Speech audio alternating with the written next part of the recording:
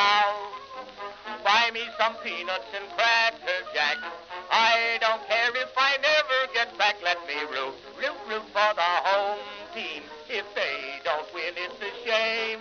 For it's 1, 2, 3 strikes, you're out at the old ball game.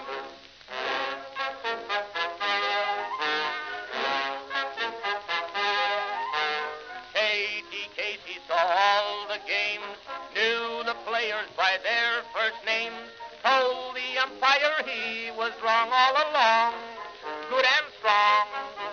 When the score was just 2-2, Katie Casey knew what to do.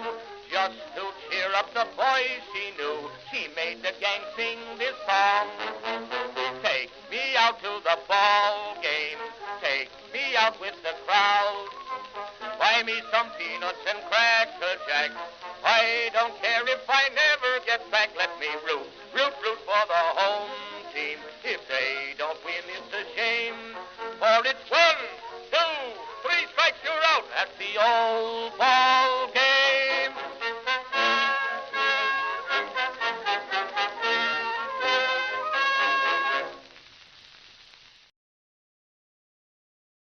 Hey, all right, folks, where are my buttons? History. Can we make history? Wait a minute. Where's my mic? Okay, I'm on mic. Hi. Folks, take a peek behind the curtain at BirdWatcher headquarters. Baltimore, you are seeing history being made today. Yes, sir. All right, let's start the show, folks.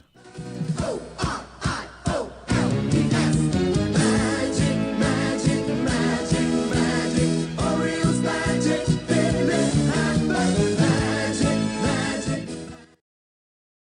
Greetings, folks, and welcome to live coverage of Orioles baseball, where this evening the Baltimore Orioles will begin a 3-game series with our neighbors to the south, right down the old BW Parkway here. Folks, we are in downtown D.C. A 3-game series against the Washington Nationals starts tonight. And, the Orioles have had a little bit of time off, and so have I. And it's been needed. About 48 hours since we've last played. Only one day off, but with an early game on Thursday and then on Wednesday, and then a night game today. It's basically a 2-day off period. And I'm hoping the team, between such a comprehensive victory against the Yankees in that final game, we took the series and we capped it off with, I think, our most complete win of the season. And then we've had a couple of days to sort of bask in the euphoria of such a result. And I'm hoping that, I'm really hoping one major thing. I'm hoping Gunnar Henderson, who went hitless in that series against the Yankees. We need this guy to wake up. We really, really do. They have yet to move him out of that top spot in the order. Only gets moved down to number 2 if we face a lefty starter. But having him up there right now, I mean, God, he left how many men on base himself in that last game? Had guys on base every time he came up in that last game. Everything else was perfect. And, God, I just wish Gunnar would look at a game like that and just go, you know what? I don't necessarily have to put this team on my back for us to win games. We just had our best win today, and it involved everybody but me basically chipping in on this. He did have a little weak grounder on the infield that moved 2 runners up. That was a productive out, but, I mean, come on. That's not really Gunnar's role on this team. His role is to drive in those runs and hit the crap out of the ball and spray it all over the field and get his share of extra base hits and drive in multiple runs when we can. So I got at mentioned. What happened? Oh, just a hello. I get worried with an early at mention. I'm worried that there's an audio problem or something else. Yeah, so look, I'm feeling very positive about this past series win. And feeling pretty refreshed after the day off. I'm hoping the team is as well. I'm sure the bullpen is nice and fresh. We should have our pick of the litter, as it were. at least for tonight, with everybody seemingly available there. And, we've got a lot of other news and notes to go over, folks, before we start talking about this game tonight, the pitching matchup and the starting lineup. So let's wait a little bit there. It looks like going forward, as I did today and during the Yankee series, bumping up the start time to make the pregame a little bit longer. Right now it's 20 minutes instead of the previous 15. But, folks, this is why it might be a good idea to set notifications for the channel. That way you don't miss a thing if you don't want to miss a thing. But yeah, let's take a look at some of these notes regarding the Orioles. The one good note is that there are no new injuries since we last played baseball. Nobody got hurt during the days off. But we do have other injury-related news to go over. The major one, I would say, is that Jordan Westburg is he's out for the year. It's in the books now. He underwent Tommy John on Wednesday. Elias said it was quote-unquote pretty normal. Like, dude, I just want to hear normal. What is pretty normal? What is that? That just opens up speculation of something. Pretty normal, says Mike Elias regarding Westberg's Tommy John surgery on Wednesday. And that's it for 2026. When asked about 2027, Elias thinks that he's going to be, in a position to play a major role in 2027, but couldn't really say that he would be ready by opening day 2027. So it might bleed a little bit into next season, folks. That is, of course, assuming that we have baseball to play. But that's the deal in Jordan Westburg. Nate George. I'm going to talk about Nate George. I know he's not a part of the big club. He has yet to reach the major league level, but he is our number one prospect in the organization right now. And when something's going on with him, I think it's worth noting. And this is just another vague situation because he is going on the IL due to an undisclosed illness. And according to Mike Elias, that undisclosed illness is going to, quote-unquote, be a while. Be a while. Rogers was a while. He had to go on the 15-day DL, apparently with the flu. What could this be? Undisclosed. Are we talking about folks, I don't want to say, but we're talking like an STD here or something? Are we dealing with like a little case of something? Maybe mono? I don't know. What could it be, folks? Something that they don't want to tell us, but he's going to be out for a while. Nate George. So whatever it is, he's our number one prospect. I want to get him back quickly and keep that development going. Ryan Helsley played catch today for the first time. He says his elbow is feeling much better. I think they have a plan to have him start actually throwing in the next couple of days. Just like light tossing, I'm sure, but just starting the process of throwing again. What else? There was a roster move made a few hours back. The Orioles, this is all down in a AAA level, but they acquired Eduardo Nunez from the Athletics in exchange for our favorite return player, cash considerations. Nunez has been optioned to AAA Norfolk. And to make room for him, the Orioles DFA'd right-handed pitcher Christian Roa, who was pretty much on the fringes of the team, or at least like what would you call it? The depth of the organization in terms of a guy we might actually develop and call up. Roa was like at the bottom of the totem pole on the AAA level. So he's gone. Eduardo Nunez can throw triple digits. He's a relief pitcher, but throws hard. But so far at the major league level, the ERA very high. Probably command issues. I haven't looked at him very closely, but surface level, the numbers I saw would indicate a guy that can throw very hard. But the reason why he's not taking up a role in somebody's bullpen and helping out, as I guess he's got some serious command issues. But I guess it's a guy that you hope you can, find the flaw, fix it, and now you got a guy throwing really hard in your bullpen. What else? There was speculation on Rock Kabatko's daily beat writer report talking about who might replace Dylan Beavers. Based on the way Rock wrote up the replacement options, I think he assumes Reed Trimble might be the guy that does get called up. Maverick Handley is taking up room on the roster right now as a third catcher. I'm not sure how long he will or should be taking up that spot. But you would think you'd want to replace Beavers with another outfield option. Reed Trimble, again, might be the top choice there. He is on the 40-man roster already. And, he's been doing decently in the minors compared to some other options. And Trimble, I believe, can play center field along with the corners, which some of these other outfield options cannot, like Heston Kjerstad, for example. Kjerstad, it would be great if Silent J could replace one lefty batter that plays corner outfield with another, although Beavers, I know, plays a little bit of center. Kjerstad can barely play the corner, to be honest. But anyway, Kjerstad's rehab assignment after missing a lot of competitive action over the past, year or less, but Kjerstad basically needs a little more time before he's ready to get called up.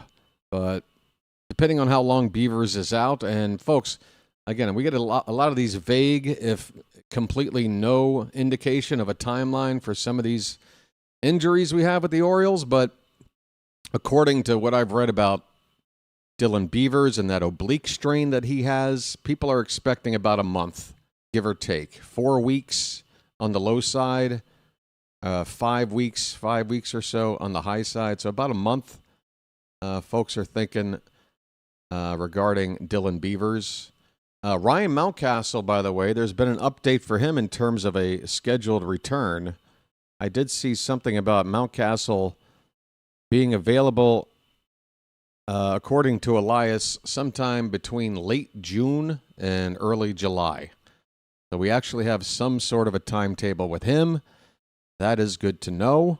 I kind of forgot about Ryan Mountcastle, to be honest with you. For some reason, I thought he had messed something up, rounding first, going to second. I can't even remember what it was. Was it a foot? Was it a knee? Something in between? I don't know. But that's a welcome return for another solid Oriole player. Good teammate guy. And, I don't know how much, again, he didn't get a whole lot of playing time when he was healthy because of Alonso taking up first base. And Mounty was basically just DHing against lefties for the most part. Ooh, sorry, folks. But yeah, Mountcastle going to be back in about a month and a half. I'll call that about a month and a half. And what else? Those are the major things. Let's talk about Elias. According to a tweet from Rock about an hour ago, Elias is hopeful that Jackson Halliday is back with the Orioles, quote unquote, soon. Soon. Broken bone in the foot. Thank you, Phantom. Right. Ryan Helsley again playing catch for the first time after just starting to work his way back. Yeah, I think that covers it. That covers the major things anyway. There might be one or two other little things. If I missed it, feel free to share it in the chat. Let me move on here to the starting lineup and pitching matchup because first pitch here is probably, 5 minutes away? We got to hurry. Pitching matchup tonight, we'll see Shane Baz facing off against a right-hander, Zack Littell. You probably remember Littell as a pitcher for Tampa for a few years. Both these guys coming in with pretty similar, not too attractive-looking pitching lines. Both arms are 1-4. Baz has the better ERA of 5.48 to Littell's 6.94. But the whip is pretty identical, 1.56 for Baz, 1.60 for Littell. Baz has pitched an additional 8 innings, 44 and a third to 36 and a third. And Baz definitely more of a strikeout pitcher, 38 strikeouts in 44 innings. That's not one per inning, but a lot better than the Littell strikeout rate of 17 over 36 innings. That's less than 1 per 2 innings. I mean, that is one of the lower strikeouts per 9 I've seen from a starter this season. So if Littell doesn't strike out a lot of guys, that bodes well for us. And then look at this. Littell, I haven't seen a number this large against next to any starting pitcher's name at this stage of the season. But Littell has already given up 14 home runs. He's given up 14 home runs in just 36 innings. So 36 innings, that's basically 9 innings 4 times. So divide 14 by 4, you get 3.5. He's giving up 3.5 homers per 9 innings. He's basically giving up a home run every 3 innings. And maybe every 2 2/3 if you want to get precise. This guy's giving up a lot of long balls, and he's not striking a lot of guys out. How do we not hit this guy? How do we not hit this guy? I want to see Gunnar Henderson have a multi-hit game tonight. I mean, you're facing one of the crappier right-handers in the league. When are you going to wake up, Gunnar, and join the rest of us as we try to start competing, get back to 500? Right, so there's your pitching matchup, folks. Starting lineups for the visiting Orioles. Gunnar will lead off and play shortstop. I know, but maybe Littell will help cure what ails him. Taylor Ward plays left field, bats second. Adley Rutschman does the catching, hitting third. Pete Alonso, cleanup hitter at first base. Sammy Basayo, DHing, hitting fifth. Tyler O'Neill playing right field, hitting sixth. Colton Cowser gets a start in center field. We'll probably be seeing more of his name in the lineup with Beavers out.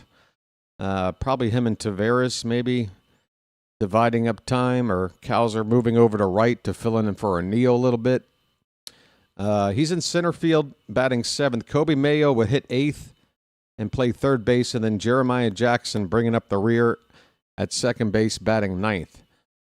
It's that 6, 7, 8 part of the order for us that needs to help out tonight. You got O'Neill hitting 177, you got Cowser hitting 171, and you got Mayo hitting 174. I want to see all 3 of those averages go up tonight. Now for the Washington Nationals, who I don't know about going into today, but a couple of days ago they had, what was it, the second best offense in baseball or something insane?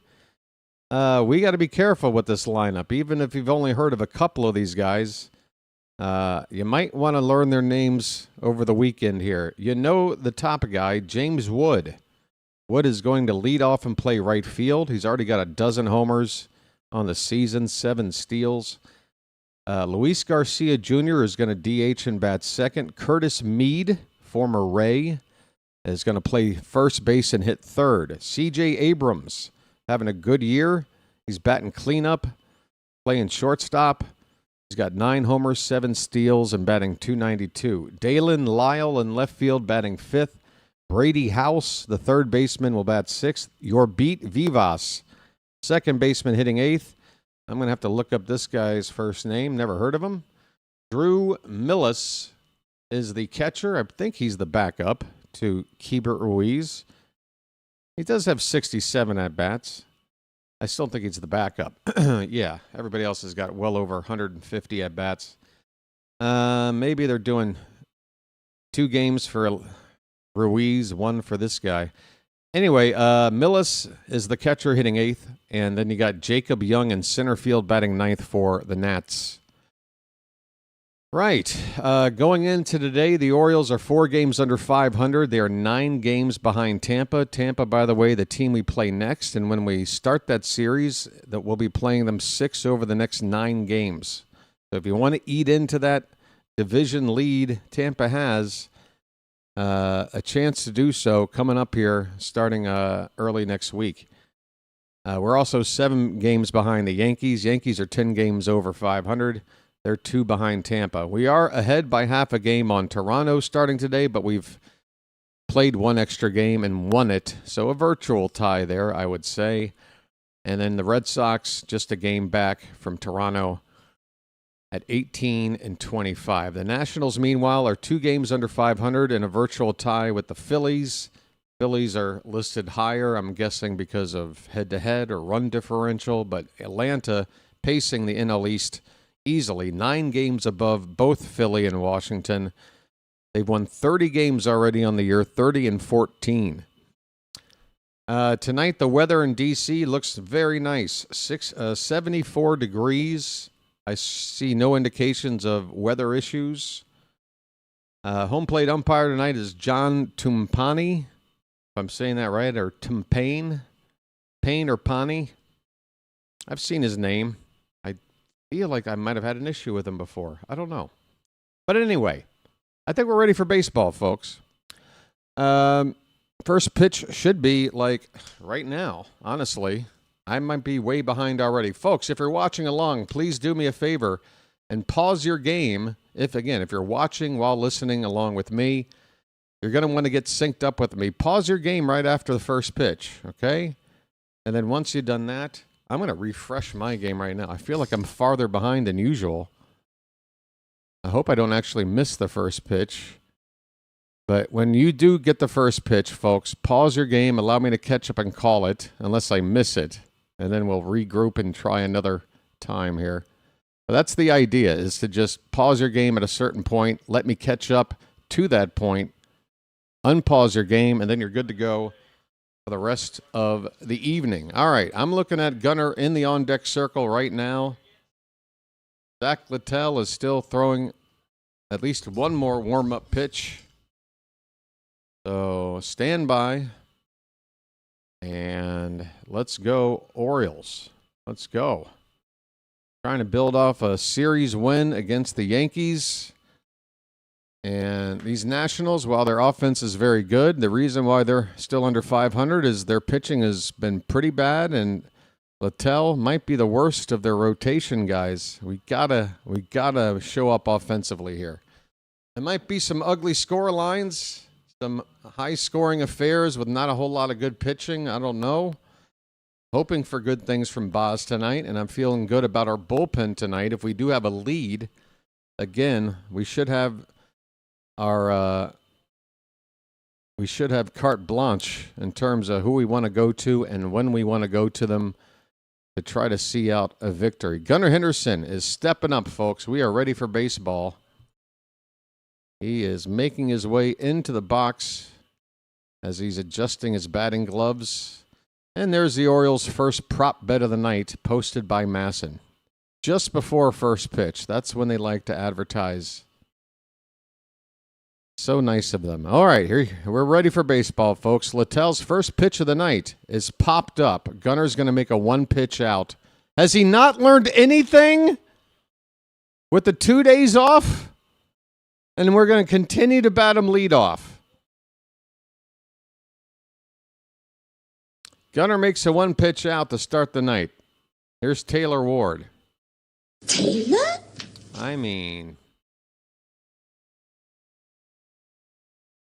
Gunnar's now batting 196 after that 1-pitch out to begin the ball game. Taylor Ward looks at a called strike. Of course he looked at it. He's Taylor Ward. He likes to look. He reminds me of me in middle school. I like to look too. I was looking at every girl. That pitch is low. 1 ball, 1 strike. Taylor Ward. The Nationals are wearing their blue jersey tops with white pants. It's not their traditional home uniform, alternative jersey. 1-1. That one's rolled over towards shortstop, picked up by Abrams, and he'll throw out Ward for the second out of the inning. Nationals in the field are wearing an alternative cap as well. It's like a, what shade of green would you call that? Has a faded green look to it. Interesting uniform for these Nats. Adley Rutschman, folks, up with 2 down, nobody on, hitting .291. Had that 2-run homer to help the Orioles to get to that 7-0 score line against the Yankees in the last game we played. And that ball, I don't know. I still don't know how that ball got out. Adley thought it wasn't getting out. 0-1 over the plate, but low. 1-1 the count.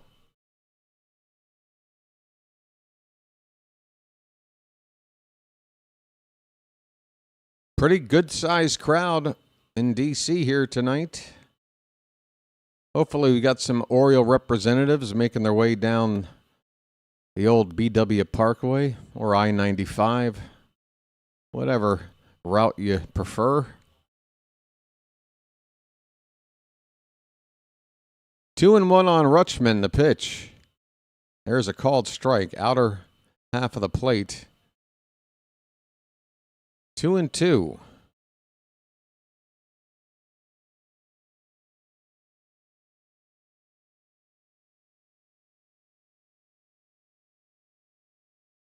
All right, 2 down, nobody on, and the 2-2 to Adley. Hit in the air toward left center. That one is backing up. That ball is going to be caught right up against the wall by Jacob Young. What a catch out there. That is not an easy catch. Young had to run full sprint right at the wall, and only half a step between catching the ball and hitting up against that fence. And he even looked like he kind of hit that fence a little funny. He looks okay, but yeah. Well, that's over. Rutschman hits the ball well. It looked like extra bases, but it's caught out there by Young to end the inning. The Orioles go 1-2-3, and on we go to the bottom of the first. Baltimore nothing, and the Nationals are coming up. Folks, let's talk about this. Hey, if you're here right now and you're not subscribed, guess what? The odometer is reading 4590, which means we need single-digit subscribers tonight to get that odometer to roll over to 4,600. Folks, it would mean a lot to me to get that thing to roll over, and I don't think single-digit subscribers to get there is asking too much. I'm not being greedy, am I? Come on, folks. If you're not subscribed, go ahead and give it a try. It's free. It's free. Tap subscribe at the bottom of your screen. You're part of the BirdWatcher community. You can join the Charm City chat if you like. That's your option. But it's a mutually beneficial thing, folks. It's mutually beneficial. So I need to bring that up a few times tonight, folks, until we get over to 4,600. That's my goal. More concerned about that than like count or any of the other things. But speaking of like count, while we're talking about channel stuff, we got over 100 people in the room right now. Fantastic. We got less than 50 on the likes, though. That means way more than half of you could help out right now and hit that thumbs up and just get that out of the way as well. I appreciate when you guys do these things. I don't know why I'm making all these hand gestures. I'm picking it up on my monitor right now. I guess I'm just feeling extra, I don't know. What's wrong with my hand? It's possessed. I'm like Ash in the Evil Dead. Shane Baz. Folks, here we go. Oh, okay. The Orioles are wearing a similar hat tonight. Is this a military thing? Because it's got that sort of military green color to it. Here's a ball hit away to straightaway center field. Backing up is Cowser, and he will make a catch one step in front of the wall, and he had to, I don't know if he totally left his feet, but at least one of his legs came off the ground, reaching as high as he could to make that catch. Cowser coming up with a big catch out there. So what is this hat about, folks? Is this a military thing, I'm assuming? And forgive me, it's mid-May. What would be the occasion? I'm not sure. Luis Garcia Jr. at the plate. Left-handed batter looks at a one inside, a fastball from Baz.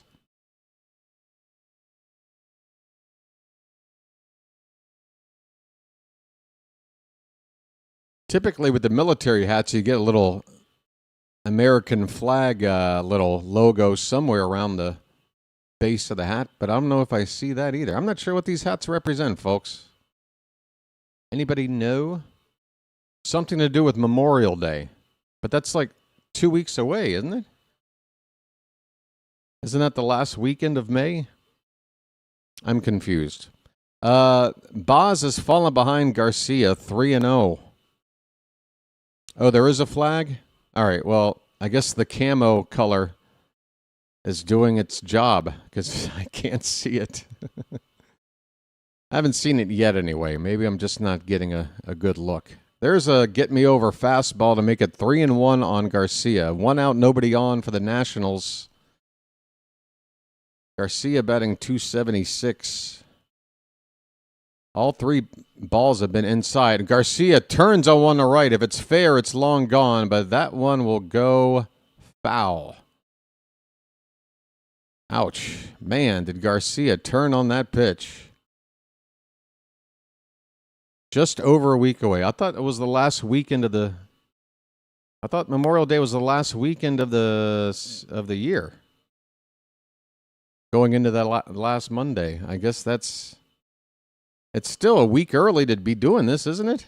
I don't get it. Hey, a swing and a miss, pitch in the dirt, a tag to complete the strikeout, and Garcia, first strikeout victim of the night for Baz.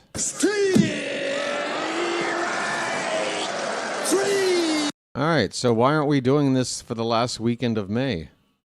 Well, y'all come back now, Yeah, you hear? I see the flag now. I see it.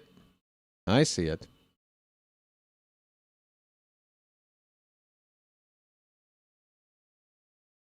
I still don't know why we're doing it for this series. Like, oh, does it have to be a weekend series? You can't acknowledge it like in a midweek series? I don't know. I don't care enough to keep asking, folks. And by the way, you don't have to supply answers. Sometimes these questions are rhetorical. I don't know.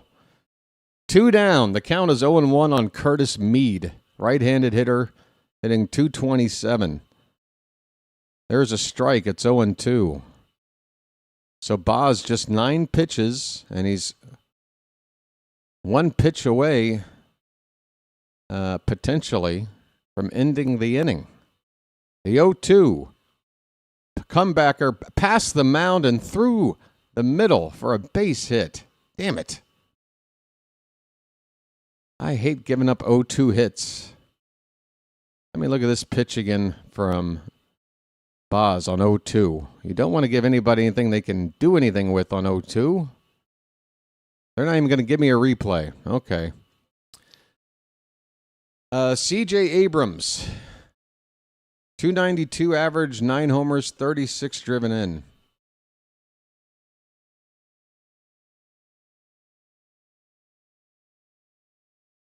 Breaking ball stays up to Abrams for ball 1.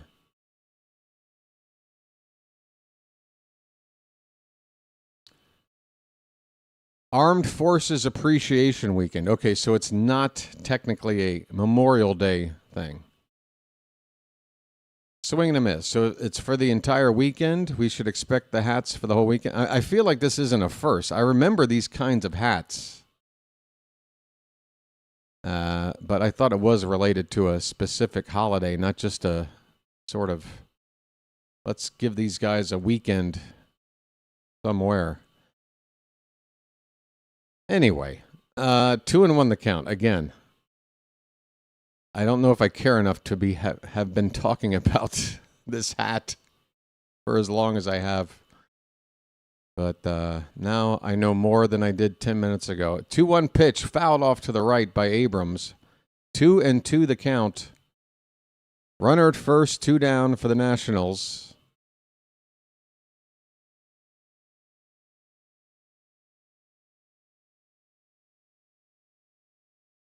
$55 for a hat.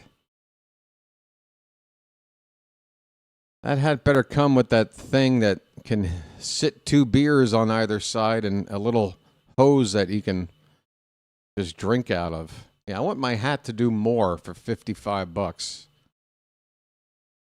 Does it have a built-in Bluetooth I need more for my money.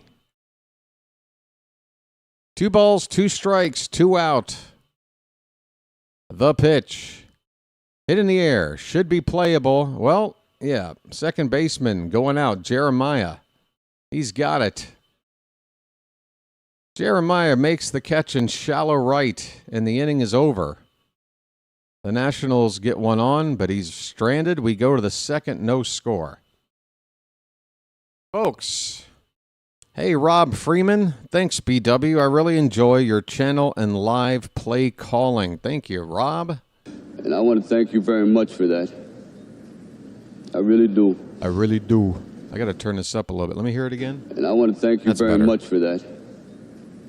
I really do. I had my own laptop volume down a little bit. All right, folks. I'm going to try and say hello to everybody during this break. We have Phantom here, Nicholas Handy, Herbert Williams, Daniel Barry, George Ford, Michael Flaherty, Kurt Montgomery, Uncommon Truths, Herbert Williams, Edward Bowers, Vanilla SP, Richard DeRocher, El Duderino, Herbert Williams. Did I tell you? Did I say your name already, Herbert?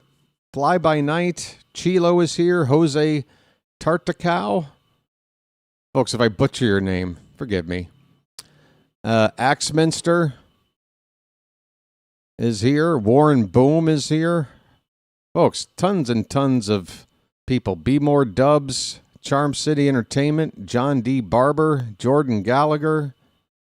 Folks, Perk Gambit, Hank Mitchell, Wins, Lola. Lola's here. How you doing, Lola? Good to see you. Hank Mitchell, Jim Ruark, Card Crazed is here. Tank, Danny the K. So many people. Thanks for checking in, everybody. Even if you just send one comment so I know that you're here, it means a lot. Tom Fisher, Billy McDougal, Rob Freeman there, who I just started off the whole thing with. And I think I'm about caught up. Pete Alonso is going to lead off. First pitch is outside for ball 1. Thomas Brock is here. I think that's everybody, folks. If I missed your name, I'm sorry. Wasn't intentional. A polar bear stirs. 1-0 to Alonso is rolled off of his own leg, and Alonso's down to a knee after that swing and contact with a foul ball. He's going to walk it off. Looks like it's around the... He's got a brace there on his lower leg running right down to the shoe. And it looks like it hit off that thing. But even with the extra layer of protection, Alonso a little bit in pain. He's back up now with a ball and a strike, leading off the top of the second inning. Swing and a miss. 1-2. Fastball from Littell, just 92 and pretty straight. We should be able to hit that pitch when it's in the zone. 1 ball, 2 strikes.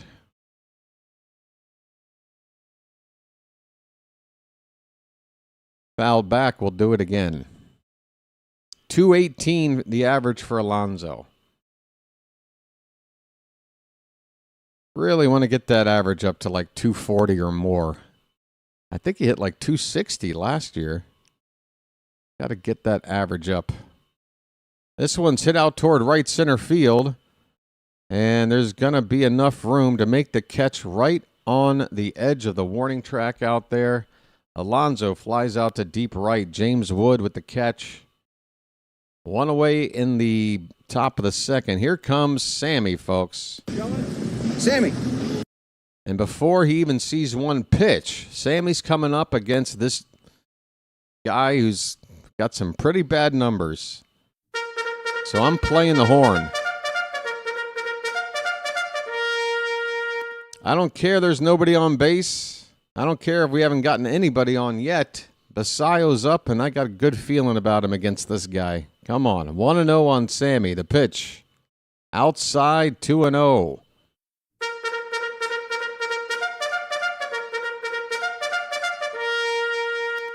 Sammy hitting .390 over his last 16 games with 10 extra base hits, 10 runs batted in, and an OPS over 1,000 during that time. 2-0 is high. It's 3-0, folks.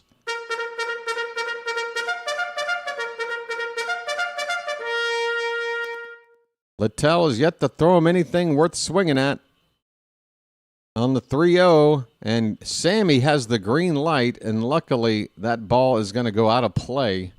It was popped up, but foul. Green light for Sammy. 3-1 the count. Lots of open space between third base and the third baseman on the left side there. Called strike, bottom of the zone, and the count goes full. Tyler O'Neill will hit next. Here comes the payoff pitch to Slammin' Sammy. That is a little bit low. Ball 4. Take your base. I'm walking here. I'm walking here. Good job, Sammy. Anytime a pitcher doesn't give you anything up to 3-0, then gets a get me over strike, although Sammy did take a cut at it. But by the time it gets to 3-2, you can almost set your watch that it's going to be ball 4. You got to lay off. That slider from Littell, nicely placed at the top outside corner for strike 1. O'Neill hitting just 177. Half a dozen RBI, 1 home run. Inside, 1 ball, 1 strike. Ahoy there, O'Neill. Ahoy there! Anybody home? O'Neill has not done well against Littell historically. 2 hits and 16 at-bats. That is a 125 average. That ball's lifted out to left. It's got a nice launch angle, but it is going to be caught in front of the wall. In fact, Dalen Lyle out there in left initially looked like he was setting up for a leaping grab home run robbery chance, and at the last second came in a step from the wall to make that catch. And we get a shot of the flags right after this play, maybe to see if the wind had something to do with that. But the flags are not moving out there. There is 0 wind right now in the ballpark. Well, that's unfortunate. Runner at first with 2 down now for Colton Cowser.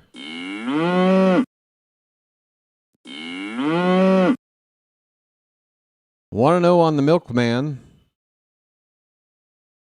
And he lays off a curveball, a sweeper we'll call it, in the dirt for ball 2. You got to get to Littell. I mean, if it's not the second inning, it has to be the third. This guy, his numbers, he should not be going more than a couple of innings without letting us have a chance to get on the board. Come on. 2-0 to Cowser. That's upstairs. 3-0. Kobe Mayo would be next.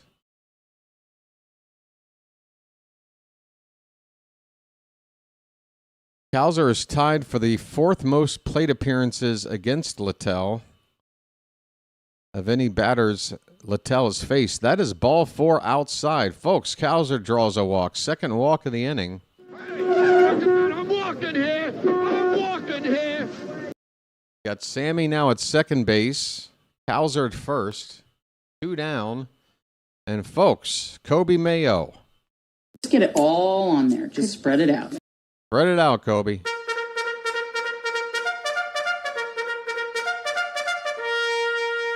First pitch is a strike. Fastball outer half of the plate.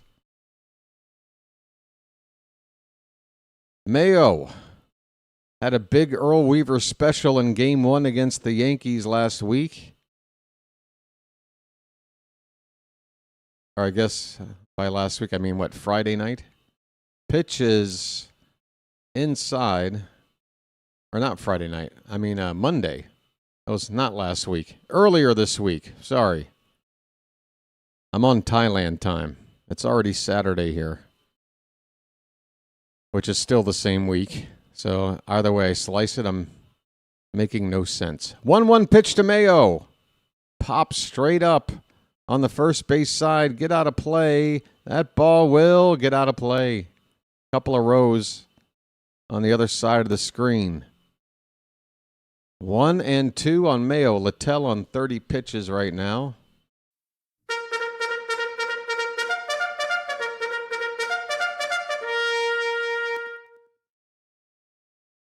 Littell's actually thrown more balls than strikes in this inning. 11 balls to 10 strikes. And Mayo is going to ask for time.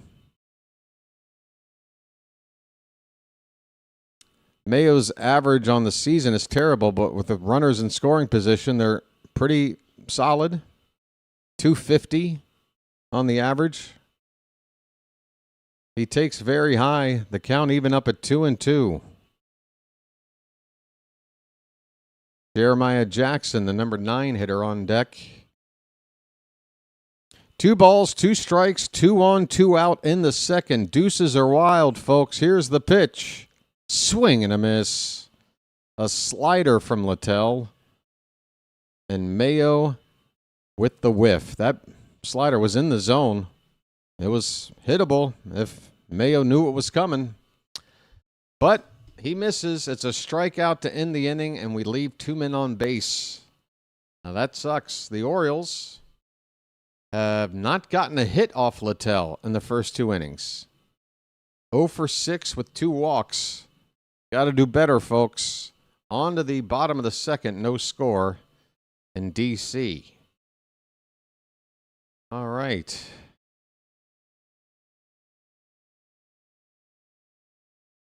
I know, guys. I know. Come on, guys. We just had, again, it's a scoreless game right now. I don't want to hear anybody blah, blah, blah, blah, blah. All right?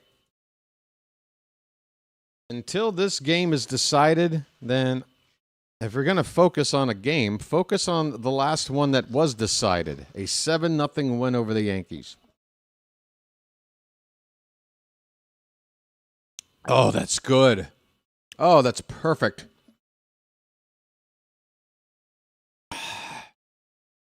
Man, they really made it right today. They made it right. Hey, folks, I'm going to take a couple bites of food, so I'm going to go off camera here for a sec. Stick around. Do not go anywhere. Stick around.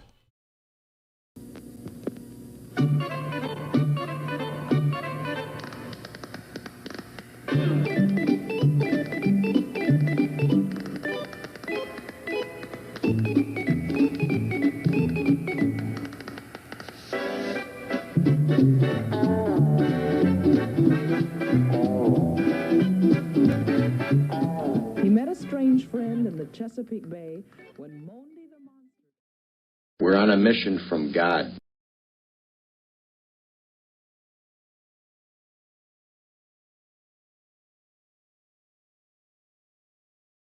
Uh-oh. First pitch is hit deep to right center field. That ball is going to be played off the wall. Dalen Lyle with a stand-up double to begin the bottom of the second inning.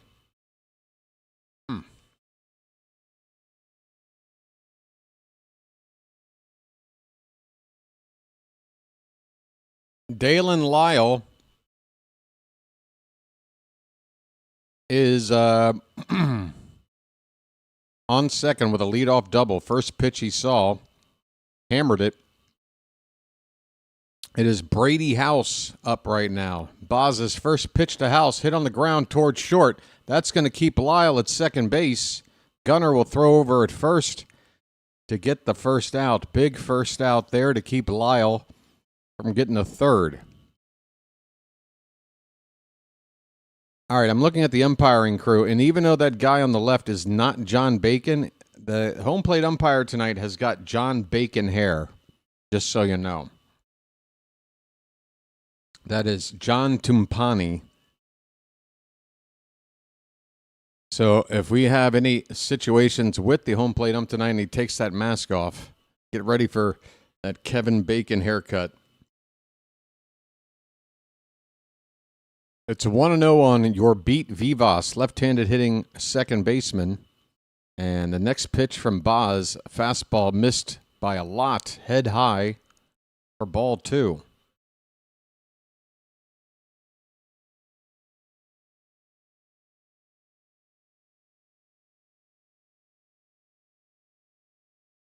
Oh, am I not on the right? I'm sorry. Just saw the monitor. We should be over here. I forgot about whatchamacallit. The count 3-0. 3-0 on Vivas. Come on, Baz. You got to go after this guy.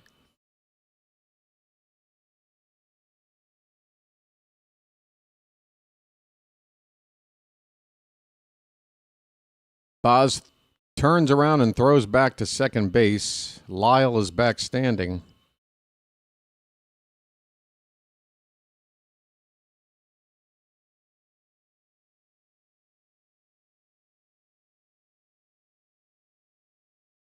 All right, now we're ready for the 3-0. Here it is. It's ball 4, and it's not even close. Baz cannot find the locations he's trying to hit. I mean, I don't think he's trying to throw these pitches where they're going right now, folks.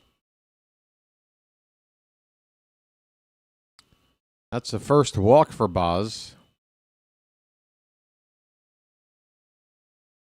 Blake Butera is only 33 years old. That's insane. I had no idea the Nationals manager was 33 years old. I feel extremely old right now. 1-0 on Millis, the left-handed hitting catcher for the Nats. There's a knuckle curve for a strike, 1-1. Come on, Baz. Get it together, man.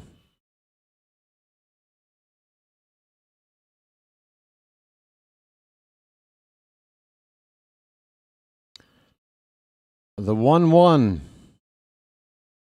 That's a comebacker to Baz. He will have only one play, and that's to first base. It'll move 2 runners up, but there are 2 down now.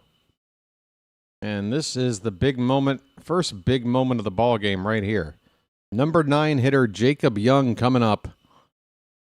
And second and third, 2 down. Got to get him out.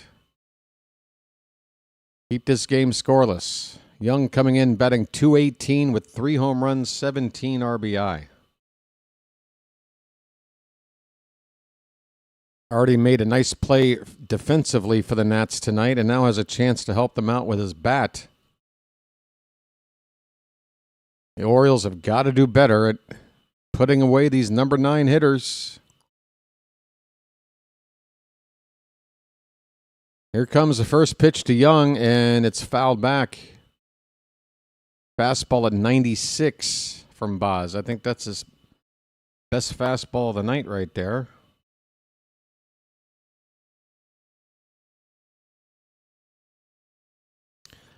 Really big crowd here tonight. I don't know if there's a giveaway or if it's just the geography of it. And we got a lot of Oriole fans here helping out the attendance. Here's a check swing, an appeal, and Young did not go. 1 ball, 1 strike. Yeah, they got to put up a sign there, Sticker Demon, like they do like at parks, or it says like watch for falling rocks. Watch out for number 9 hitters. 1-1 pitch. That pitch was off the outside corner, a knuckle curve. Young reached out and fouled it away. And now Baz needs 1 more strike to get out of this spot. Second and third, 2 down.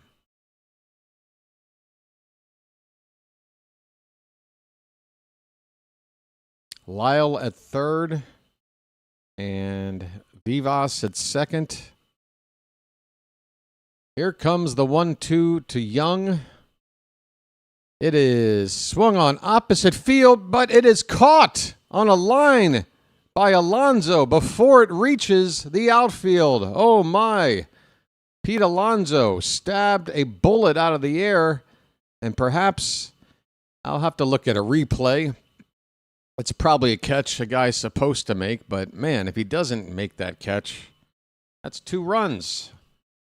The inning is over. Baz gets out of the jam on a hard hit ball to Alonso. On to the third inning, no score. All right, folks. Great job. We're up to 73 likes. You guys are fantastic. We got over 100 people here, though, so I'm going to keep asking you guys, if you haven't hit the like button already, please take a moment to do so. Please take a moment. And it looks like I'm buffering for a minute. All right, slight buffer there. Again, I was interrupted for a moment, but yeah, for those that have yet to hit the like button, please do so. Let's try to get up to 100. And for those that have already done it, I appreciate it, guys. Thanks so much. And again, we're trying to get new subscribers in here tonight.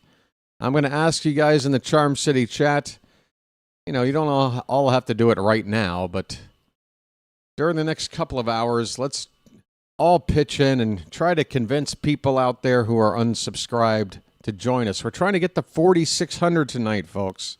That odometer has to roll over just one more time to get us to a nice round number again at 4,600. That's the goal tonight. It's only asking for less than 10 new subscribers. I hope we can do it. Folks, yet another giveaway. Tuesday, May 26th, Jewish Heritage Night jersey. All right. Can they do a mashup, the Jewish heritage and the Asian or the Japanese, whatever that Asian one is? Oh, wow, a diving stop on a hard hit grounder to third. And Brady House just robbed Jeremiah Jackson of a base hit on the first pitch to begin the third inning. This ball hit hard, one bounce, and a dive to the left by House. Pops up and throws out Jeremiah easily. One away. Here's Gunnar. Gunnar, can we see more than one pitch?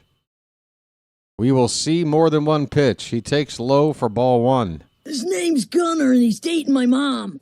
Gunnar began the game, flying out on the first pitch.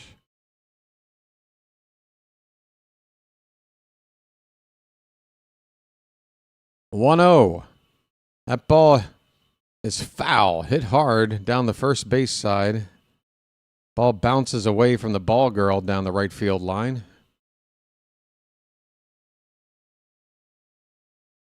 1-1 on Gunnar. One out, nobody on, no score. Top of the third. Littell kicks and deals, and that pitch in the dirt. 2-1. Oh, what happened to my stream? My stupid connection. Oh, come on. Guys, I'm going to have to step away for a sec and miss a pitch or two. Sorry. Just got to fix something here that's out of reach from my chair. My apologies. I'll be back in a sec. Feel free to report what's happening.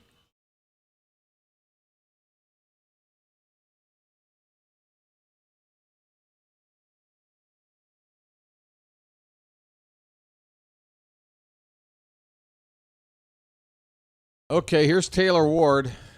Top. Above the zone for ball one. Taylor Ward's up.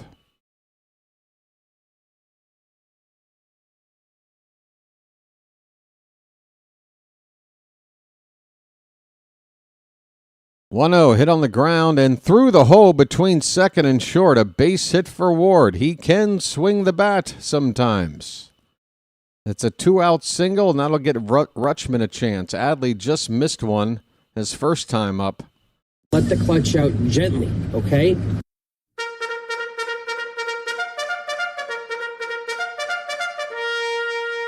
Oh, so Gunnar did fly out. Sorry about that, folks. Gunnar flied out to center field for out number 2. Adley's up with a runner at first. And the first pitch to him is in there. Fastball, just 91 miles an hour.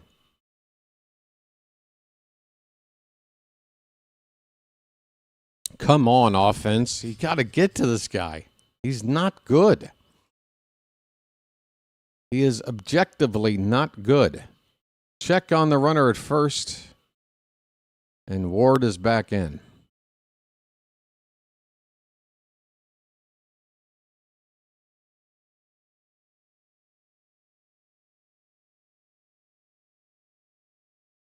The 0-1 to Rutschman is, he went around on a high slider to make it 0-2. Hadley tried to pull it back, could not. He will ask for time.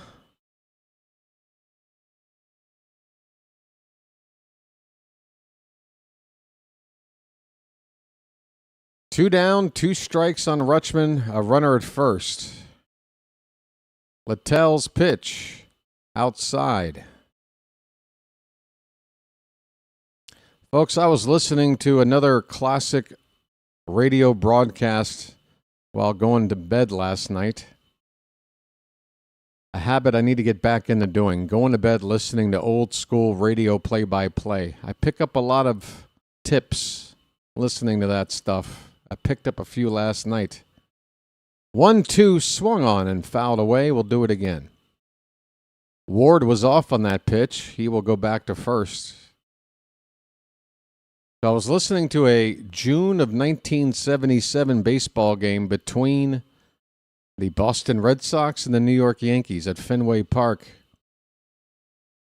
And interesting ball game. I fell asleep before finding out who won. But that's the point, to fall asleep to it. That pitch is upstairs. 2-2 the count on Rutschman, folks. Come on.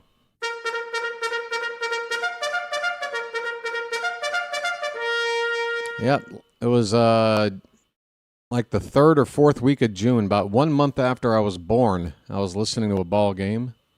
Check on the runner, Ward. He's back. 2 balls, 2 strikes, 2 out. So Reggie Jackson and Thurman Munson and Chris Chambliss and the Yankees of those 77 team. Wow, that's a swing and a miss. Rutschman chased one outside, strikes out on a Littell fastball, and that'll do it. Orioles have got to do better than this. Got to. That's 12 batters Littell has faced, and we're not making it tough on him. And he's not even throwing for a lot of strikes. The strike to walk rate or strike to ball rate, we got to do more. We got to do more than this.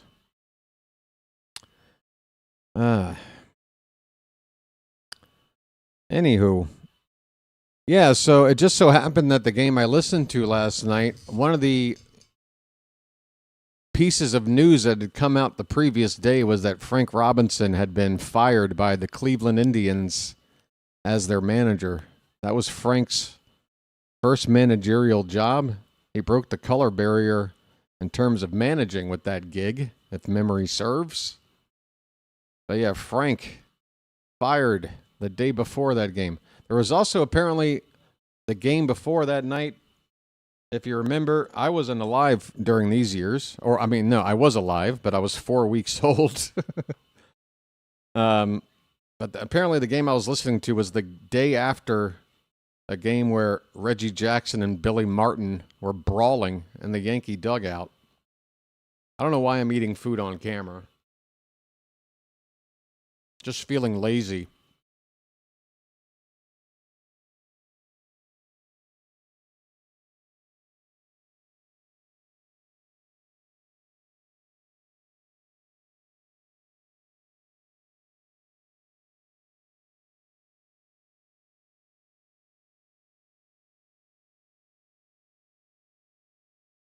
There's another giveaway. Good God.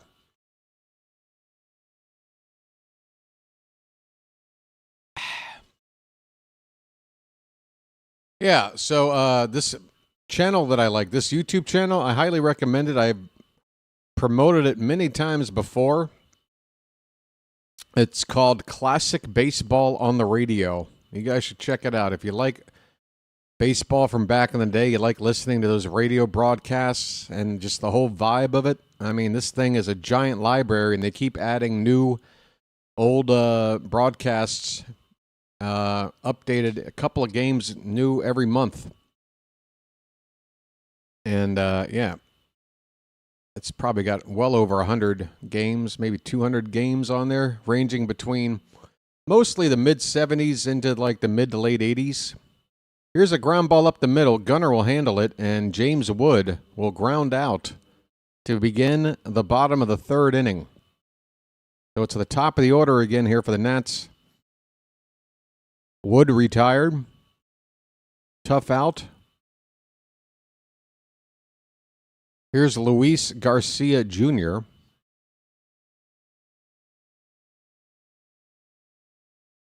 First pitch, he hits one out to left field. Ward is backing up. Ward on the edge of the track. Kind of circles around on it before making that catch. And there are two down. A one pitch out to retire Garcia. Here's Curtis Mead. Mead has one of the two Nationals hits so far, a single in the first.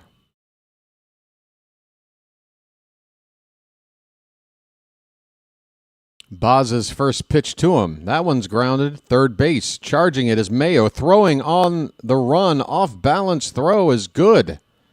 A strike to Alonso. Nice play by Mayo. He made that look graceful there. I don't know if I've ever used the term graceful when referring to a Kobe Mayo play on defense, but I'll be damned if that didn't look like good form. Good form there by Mayo. So 2 outs on 2 pitches to end that third inning. And Shane Baz right now is only averaging 11 pitches per inning. 3 innings of shutout ball, 2 hits and a walk. Let's go. Can we please? I mean, this Nationals offense is very good, and we're shutting them down so far, but why can't we help out with some offense? Come on. Let's frickin' go. It's the middle of the order due up for the Orioles. Coming up here in the 4th inning, Alonso, Basayo, and O'Neill. Let's frickin' go. Yeah, Littell's numbers are atrocious. Not the kind of guy that should be just carving his way through your lineup. Folks, we are 7 likes away from 100 and perhaps somewhere around 7 subscribers away from 4,600. Let's go.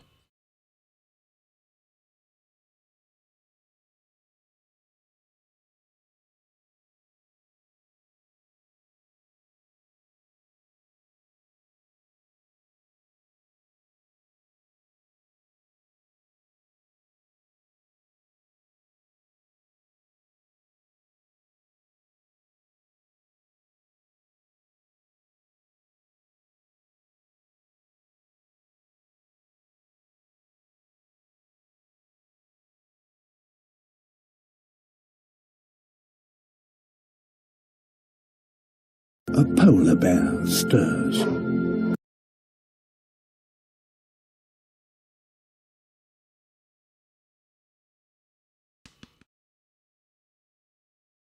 First pitch to Alonso was outside, but the umpire called a strike and we didn't challenge.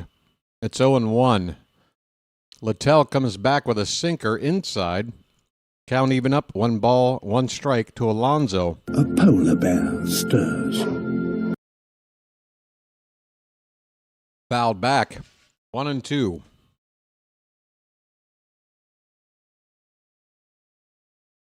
One of the things I learned last night, first of all, old school baseball, it wasn't very often, unless it was like a big breaking curveball that was easy to spot from the press box. You know, a play-by-play guy wouldn't sit there and tell you, oh, there's a sweeper for a strike. There's a knuckle curve for a ball. Here's a 2-seam fastball. You know what I mean? Like, they wouldn't tell you what the pitch type was. Hardly at all, if ever. Alonso on a 1-2 pitch fouled away. So I feel like I don't need to sit here and tell you the type of pitch it is all the time. Right? On occasion is okay. Same thing with telling you what the count is. I don't have to do it for every pitch, I realize. And that's kind of what made listening to baseball on the radio exciting. You turn on a game not knowing exactly what was going on, and you had to sit there and kind of wait for information to fill in the gaps or whatever until you kind of figured out where you were. 2-2 on Alonso, and that'll make it ball 3, a fastball in the dirt. All right, folks, we got a full count.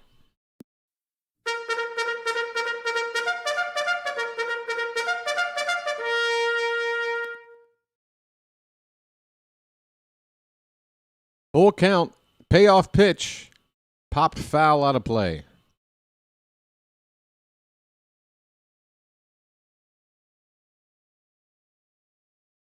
I would like right now for Pete Alonso to hit the ever-living crap out of this next pitch.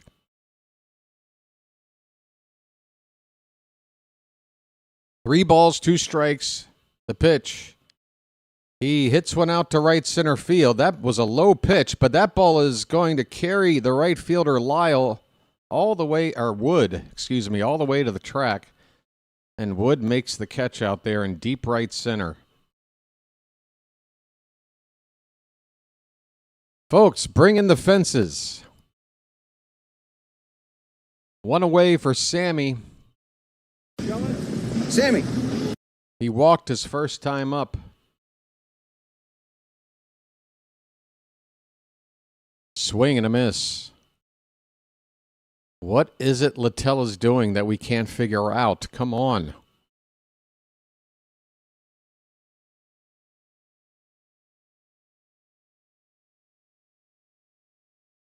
I mean, I'm being honest, folks. I'm not seeing anything Littell's doing that's making me go, oh, this guy's unhittable right now. Sammy's chasing a fastball out of the zone, hits one to left. It's going to slice into the stands for strike 2. Littell up to 56 pitches.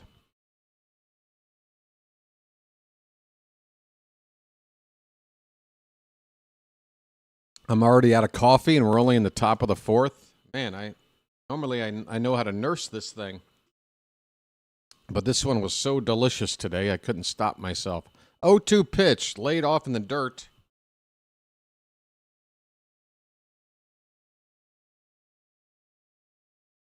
There's a guy sporting a Sammy Basayo City Connect. Now that is fresh.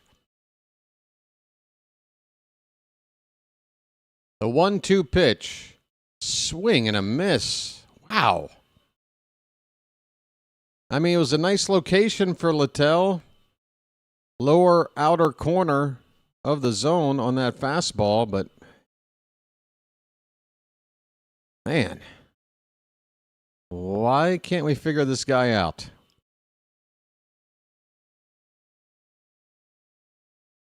Two down for Tyler O'Neill. Over the plate but low for ball 1. Ahoy there! Anybody home?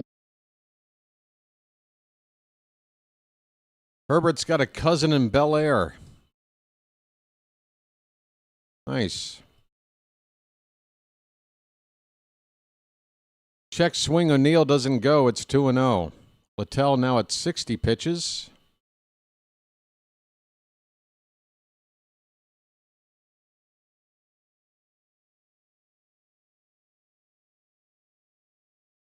This ball's popped foul. We'll have a count of 2-1 now. Base is empty, 2 down, no score in the top of the 4th. Kind of a pitching duel here early, but neither guy is really blowing the other away. 2-1 pitch. That one's hammered by O'Neill to left. Going back on it, on the warning track, right in front of the wall. The catch is made out there by Lyle to end the inning. We just missed another. We just missed another home run. if not at least extra bases. Man, oh man, O'Neill really hit that ball hard, and we get nothing for it. I'll go into the bottom of the fourth, still no score.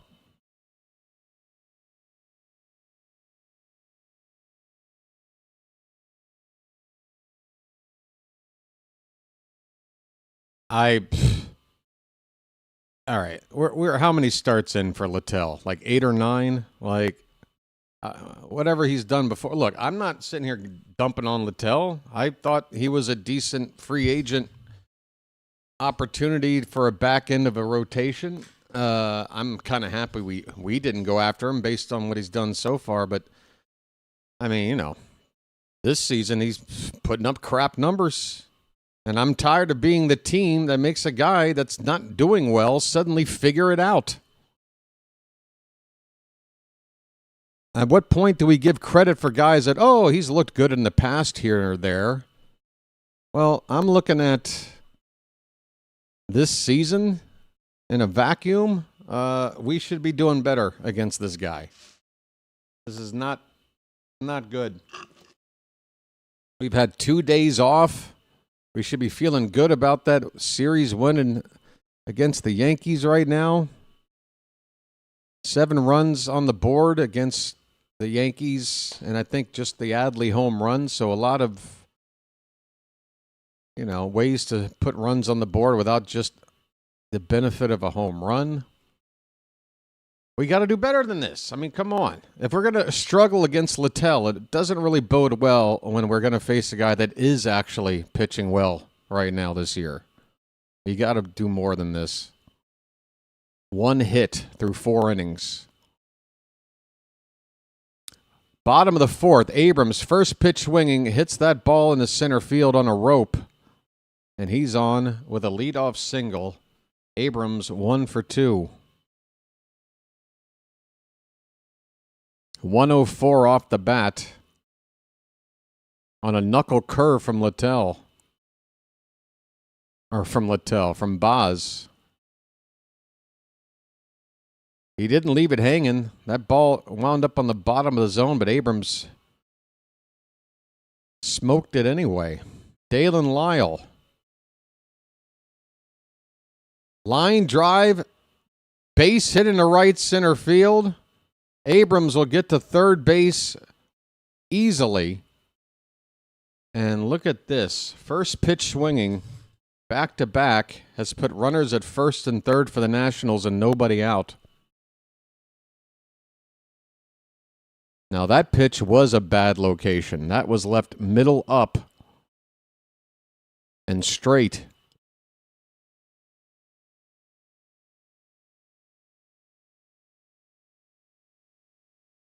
Well, we're in trouble. Brady House is up. Nobody out. First and third for Washington.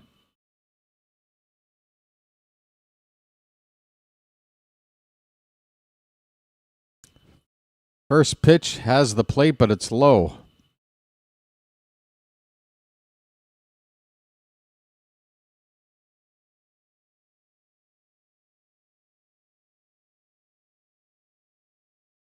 One-0 from Baz. Here it is. That one's hit in the air to right. And coming in is O'Neill. Still coming in. And he makes a diving catch. Pops up and throws toward home. And that will be offline. That was always going to be a tough play to get the runner tagging from third. It will be a sac fly. And the Nationals get on the board first. It's 1-0 with 1 out and a runner at first. But Tyler O'Neill making another fine catch out there. Coming straight in and making a forward dive. Popping up and at least trying to make it a close play at home. But we're just happy he made that catch, or else this inning could really spiral out of control. Right now, they do have a run in, but it's 1 out, runner at first. Your beat, Vivas. The batter, here's a pretty decent pickoff move from Baz to check on Lyle, but he's safe. Really nice catch from O'Neill.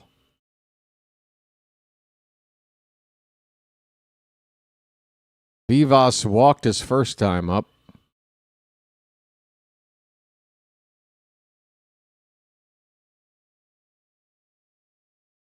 Inside. Ball one. 97 on that fastball, but it wasn't close.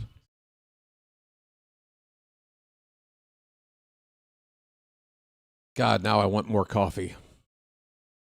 The 1-0 in the dirt, 2-0. I might need a lucky. Where are they?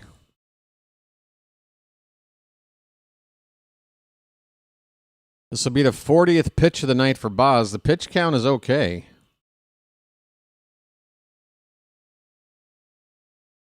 .2-0 pitch. Fouled away. Or no, is that going to stay in play? Left field. I apologize for the early foul indication. That ball was actually fair. Right along the left field line. Taylor Ward makes the catch. And there are 2 down. I guess I thought it was foul because the batter, his body language would made you think it was foul because he wasn't starting his way down first base till a delayed reaction. Millis up with 2 down, runner at first. He's 0 for 1. And Rutschman's going to challenge what's called ball 1. Adley thinks that scraped the inside corner. Let's see if he's right. Adley is wrong. And he really got a question using a challenge in that spot. It's just the first pitch of the sequence here.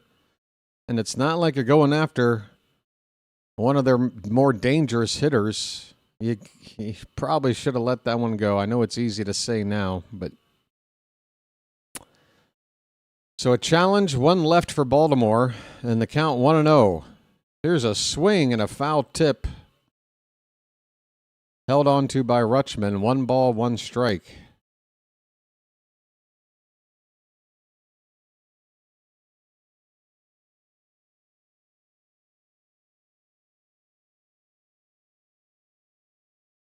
How much are luckies in Thailand? They range anywhere from $2 to $4 for a pack, depending on what you're looking for. I should say $2 to $5. I guess there's some premium ones that go about $5 a pack. I know, folks. 2-1 the count. Here's a throw over. Lyle back in there.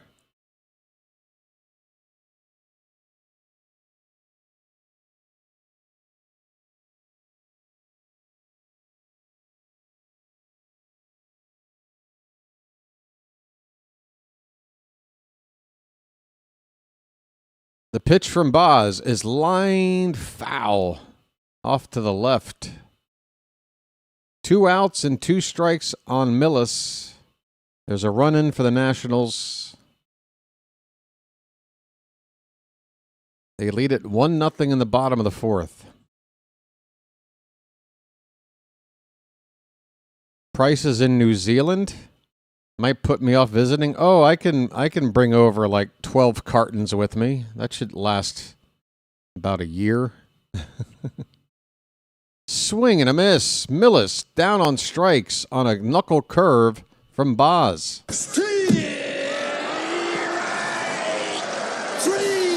Well, y'all come back now, you hear? Well, the Nationals get on the board first on a sacrifice fly by Brady House. But considering the Nats had first and third, nobody out, I think you have to just accept it. I mean, it's 4 innings of 1-run ball from Shane Baz, and I'm fine with that. It's our offense. Where is it? Hurry up. 1740. What? $18 to $20 a pack. I remember my mom used to make me walk into the local corner store whenever she would drive me home from somewhere. Before we'd get back home, she'd stop off for her smokes. And by the time I was like 9 years old, she was sending me in to go get them. And she smoked the crappiest brand of all time. She smoked Barclays. Barclays. I mean, a cigarette so bad that even as a kid who wanted to, curiously see what this whole smoking thing was all about, I tried one of hers and I was like, ugh, that put me off for years.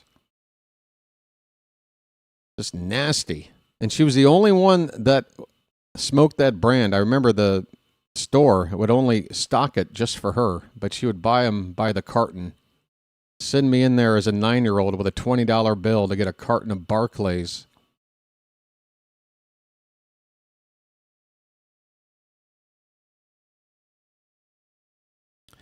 The life of an 80s kid. I was watching this little YouTube video last night, actually, about Generation X and sort of my generation's sort of role in this whole generational thing. Gen X, we're the lost generation, folks. Did you know that? We're lost. Colton Cowser is going to lead it off, top of the 5th. First pitch swinging, he misses. Or no, he got a piece. He fouled it off. It's 0-1. The Milkman. I would like to see him deliver.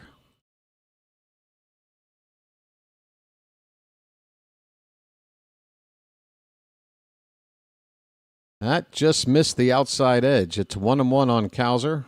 He walked his first time up. Orioles have had 3 base runners so far, 2 walks and 1 hit. We need more. The 1-1. That's one hit to left. That ball is going to be trouble, but it's foul just by a foot or two. That could have been a double. Cowser just missed extra bases. Man.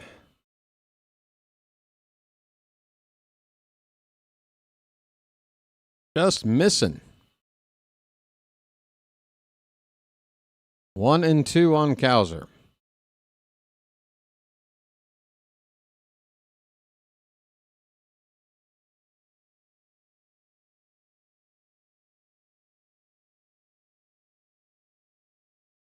Outside. 2-2.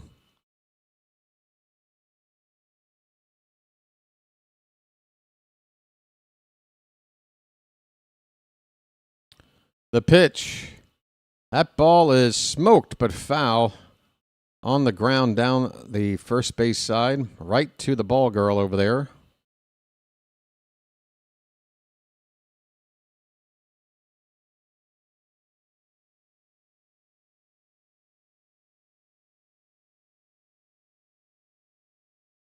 Two once more. That bounces in there. Ball 3. Folks, we got a full count. Cowser having a nice AB. He's already walked once.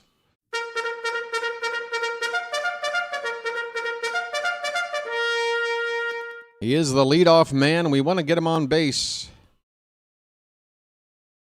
Here comes the payoff pitch. That one's hit hard, and it's bobbled at first, but recovering there nicely is Curtis Mead, who fires to the pitcher covering the bag, and Cowser's retired. Man, I mean, we just missed extra bases there. And even if we didn't get it down the line, it took a really nice play by the first baseman, or we might have had an infield hit. But we get neither. Instead, it's 1 out, nobody on. And the batter is Kobe Mayo. Man, oh man, what do we have to do to break through? Pitch number 70 coming up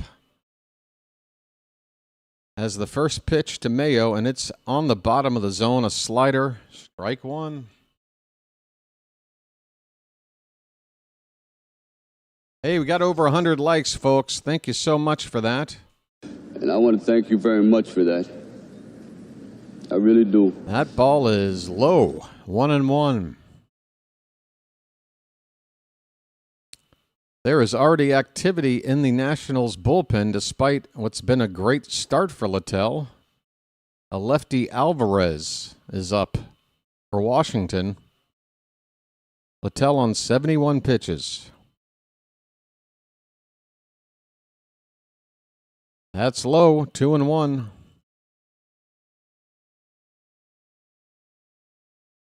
Folks, who wants to see Kobe open up the sandwich? Thank you, Phantom. The call that will haunt me forever. Grounded foul, 2-2.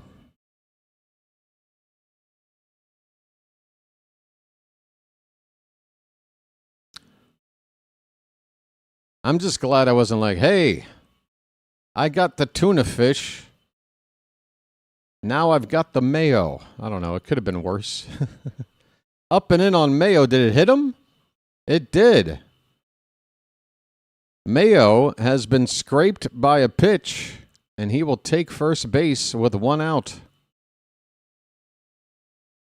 The trainer, I think, is going to come out to see if Mayo's okay, but I thought this just grazed him. Got him just below the wrist on his right hand there, right arm. Just below the wrist. That is his throwing hand. He passes off his protective gear, puts on the oven mitt, and will stay in the ball game. Mayo down to first base.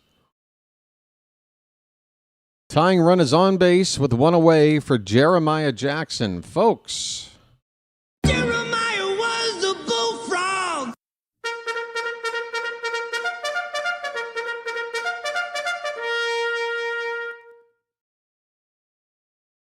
Come on, buddy. We need a hit. Pitch. Over but low, ball 1.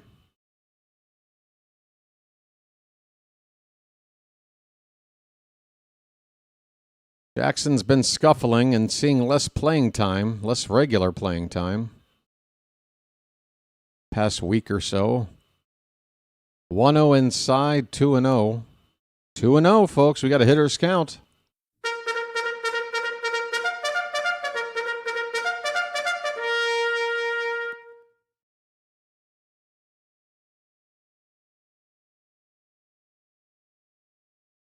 The 2-0 pitch. Oh, man. Get out of play. God, this is going to be a foul pop out to the catcher on a 2-0 pitch. Jeremiah just hit one off the end of the bat, a pitch that was not a good pitch to swing at on 2-0. That ball was on the outside edge, if not off the plate outside. And all he can do is get a little piece to pop up foul to the catcher. 2 down. Gunner, please, come on. His name's Gunner, and he's dating my mom. Come on, somebody. First pitch. Outside, ball 1, not close. I mean, Littell is about to get on the 80 pitches in 5 shutout innings. Just not acceptable. Come on. Gunner fouls 1 away. That's a ball and a strike.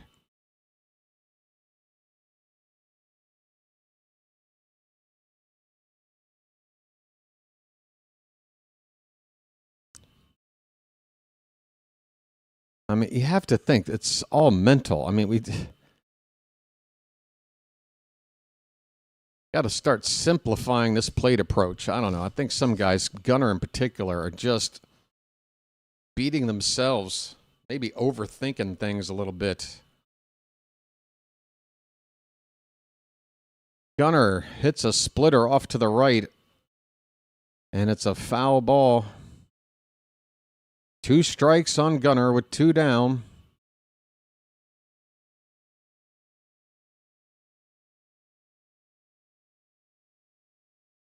$0.35 a pack in Waldorf. That's not the 2026 price?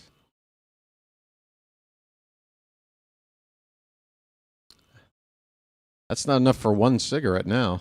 Gunner! That ball looks well hit out to right. That's over the head of Wood. It's off the wall. He plays it off the wall nicely, fires it back in. Gunner's at second, and unfortunately, we can't get Kobe in from first with 2 down on that double. Kobe has to stop at third. So Gunner finally delivers with a double, but we still need another hit to make this a good inning, folks. A double, splash it up. Splish, splash, I was taking a bath.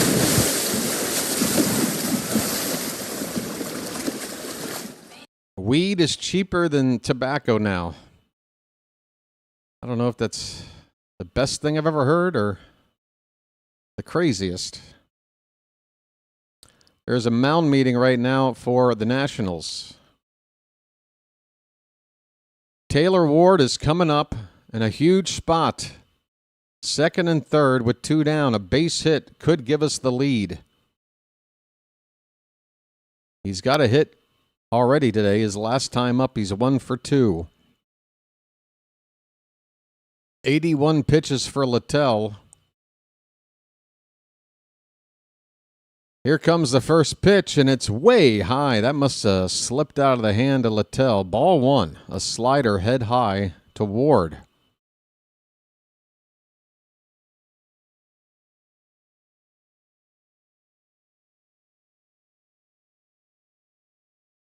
The 1-0, fouled away. Come on, Taylor. We need you, buddy. Taylor? Taylor? And beer is cheaper than soda. What the hell is going on back home, folks? 1-1 pitch, up and in. Ooh, Ward, lean into that one, buddy. Come on. Stick that elbow guard out and take it. 2 balls, 1 strike. Adley would hit next if we can extend this inning. The 2-1 pitch. Swing and a miss. A slider that broke off the plate. Would have been ball 3. Instead, it's 2-2.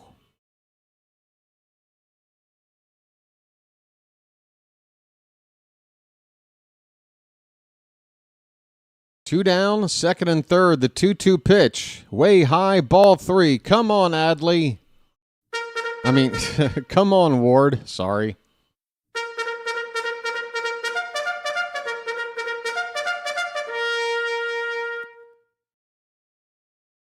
Mayo at third, Gunner at second. Ward asking for time at the plate.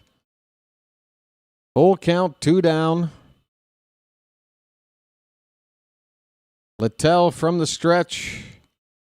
The pitch. Hit on the ground and a stop by House at third. He throws across. Whoa, a high throw, but Meade gets his foot down in time, and the inning is over. Big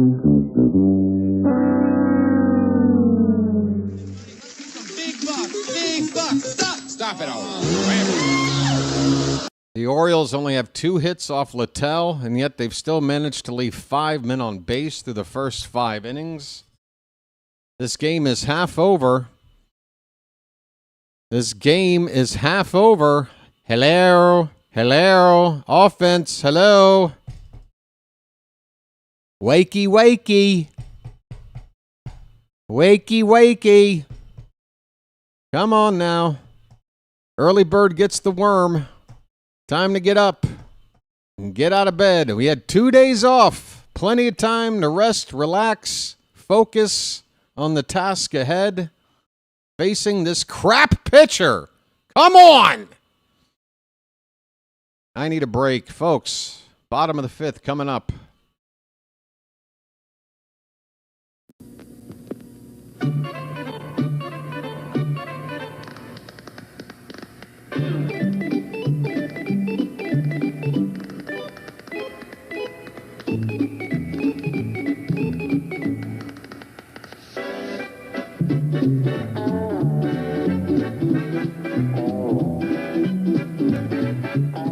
He met a strange friend in the Chesapeake Bay when Monday the Bacon! Where's the bacon? I smell bacon! Bacon! Gotta be bacon! Only one thing smells like bacon! That's bacon! Bacon! There! From that bag! What's it say? I can't read! Please! Give me what's in the bag! Chewy, yummy, smoky bacon! There you go. Oh boy! No! It's bacon! No, it's Bacon Strips, brand dog snack from Purina. Bacon Strips. Dogs don't know it's not bacon. It's bacon! Hey, folks, if you're watching right now and you're not yet subscribed to the channel, I would love if you did. There's a button at the bottom of your screen there. It says subscribe. It's free. We're trying to get to 4,600 on the odometer. in the upper left-hand corner of your screen. 4,600, 4,590 something already have subscribed. Why don't you join the rest of us bird watchers here, folks? Again, it's free and nothing to worry about. We just made the first out of the inning quick. My game just skipped ahead. I guess there was a lag there. My apologies. First out of the inning was just made here by Jacob Young. He grounded out to Mayo at third. So one away, back to the top of the order for Wood. He's 0 for 2. And he takes a cutter from Baz high for ball 1. So yes, subscribe, folks. There's no commitment, no obligation. No salesman will visit your home. 1-0 pitch. Low and in, 2-0. Let's get those subs up to 4,600 tonight, folks. We're so close. Man, look at those numbers for Wood. There's a high strike from Baz.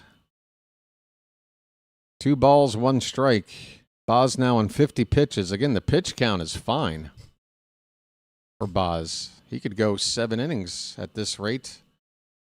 Swing and a miss, 2-2.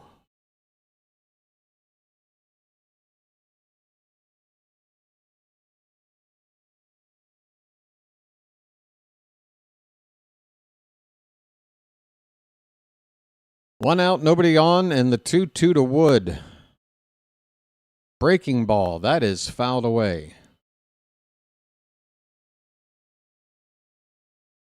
And it looks like an Oriole kid just made the catch out there. Give that fan a contract. I could see a kid with an Oriole jersey on, jumping up and down. He's got his glove with him. He must have made that catch.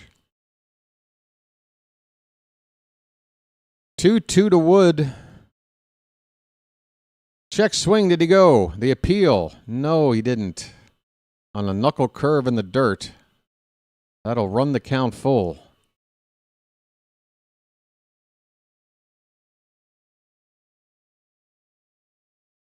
Here comes the payoff pitch. Another knuckle curve, called strike 3. Wood's not going to challenge. It looked to be a hair inside, but we will get a big strikeout of the dangerous bat of James Wood. Well, y'all come back now, you hear?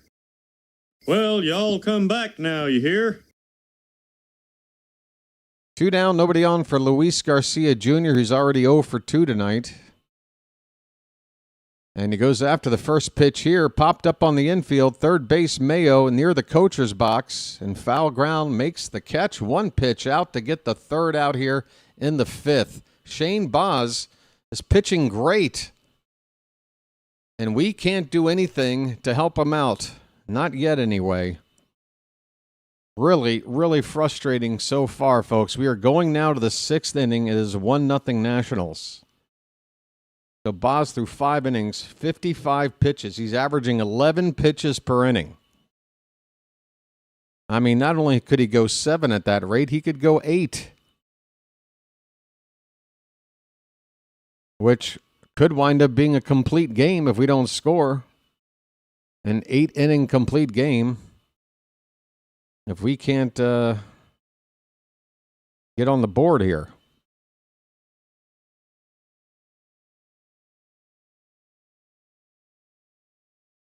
He's thrown 32 less pitches than Littell.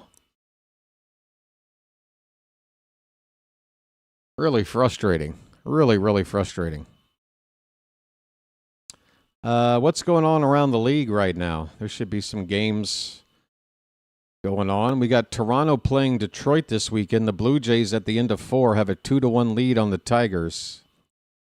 Tampa in the Battle of Florida, they're hosting the Marlins this weekend, and Tampa continue to roll. They got a 4-1 lead on Miami right now. That's in the bottom of the 4th. Atlanta up 1-0 on Boston in the bottom of the 3rd.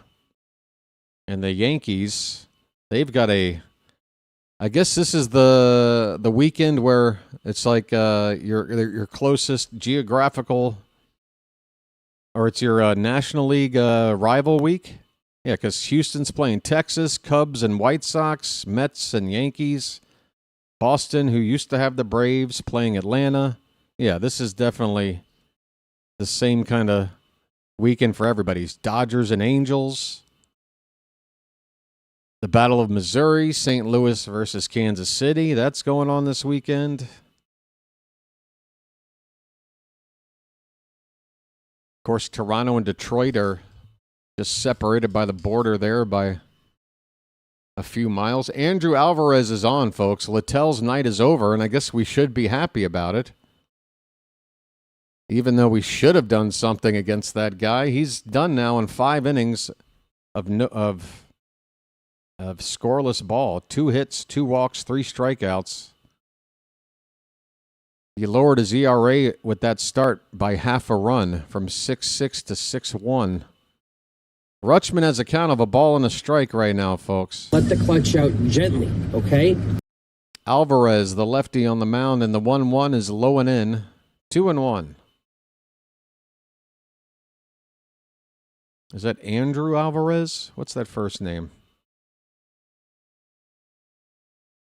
Yeah, Andrew. Andrew Alvarez.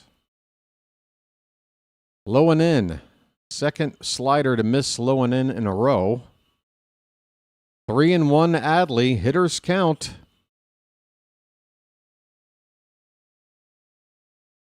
A pitch on a 3-1, and it's just a routine grounder to short. Good God. Rutschman's down, 1 away. Pete Alonso. Let's go.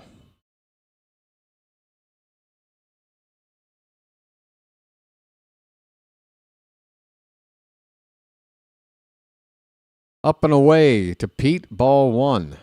A polar bear stirs.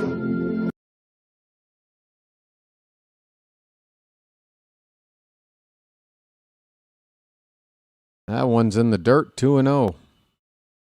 That was a curveball? That went straight down.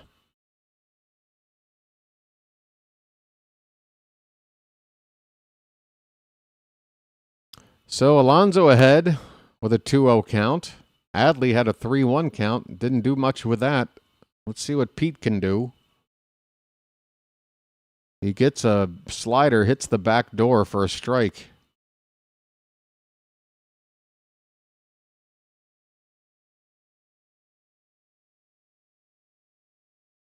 Two-one pitch. Popped up. Third base, House will head toward the dugout and make the catch. 2 down. Good God. Come on. All right, that's it. Where is it? Where is it? I'll send an SOS to the hat. I'll send an SOS to the hat. Come on. Oh, I'm off camera. Folks, Sammy Basayo's up, and now the hat. First pitch to Sammy. He shows bunt?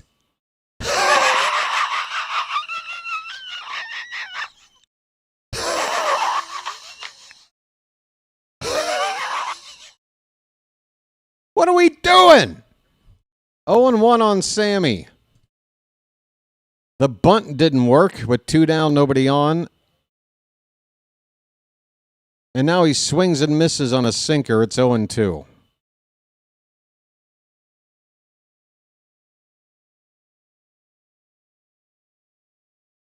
Folks, I'm all about laying down a bunt to try to get a hit, but that's when a guy like Blaze Alexander's hitting, not Sammy, with 2 down and nobody on. Here comes Millis to have a chat with Alvarez. It doesn't look like they actually want to talk. Millis just a few steps out to have something he wants to say. Going back behind the plate. It's 0-2 on Sammy. I put on the hat, and the first thing that happens is Basayo unsuccessfully bunts. The 0-2 pitch in the dirt.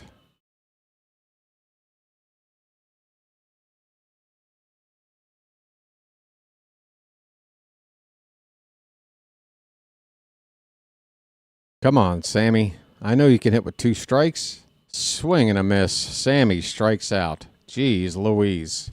6 innings shut out at the plate against, is it the second worst pitching staff in baseball or whatever? Right? Unacceptable. Unacceptable.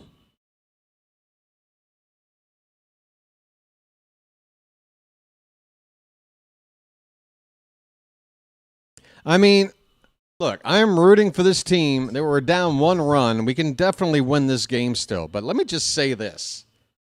The Orioles are coming off a stretch of 16 games without a day off. And I remember not even halfway through that stretch, we'd get a loss. We'd get a post-game interview from somebody.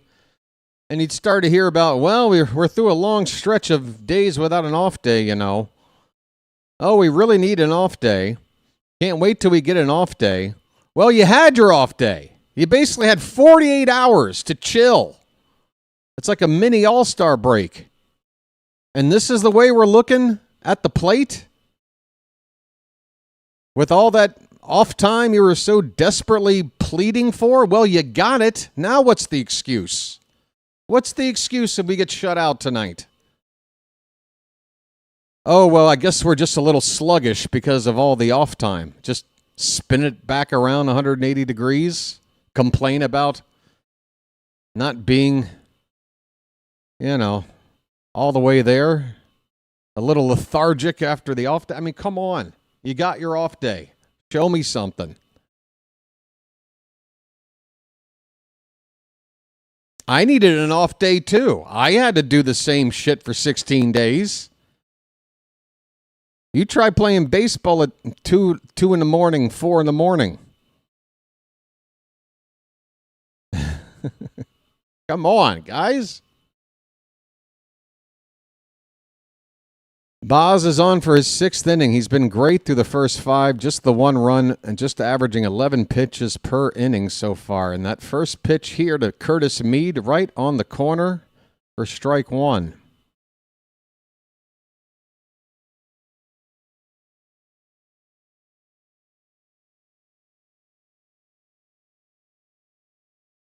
Outside by a bunch. 1 ball, 1 strike.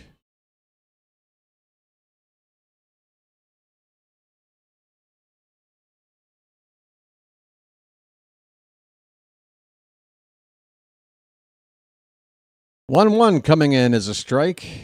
Fastball, 95.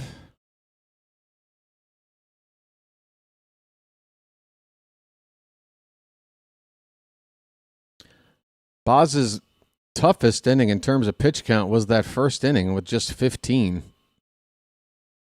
Upstairs to Mead, the count even up at 2-2. Mead 1 for 2 with a single his first time up.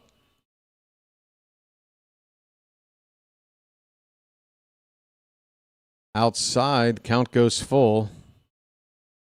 So Baz, again, very economical through the first 5, but he's going to have to throw at least 6 pitches here to Mead.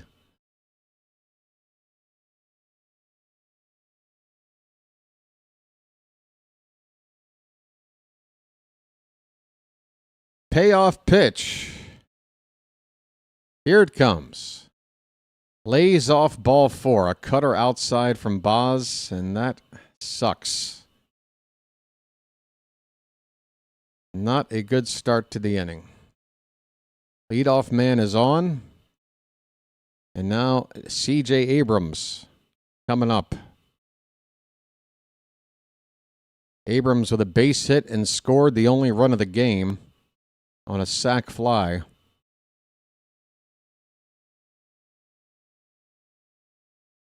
Inside, ball 1.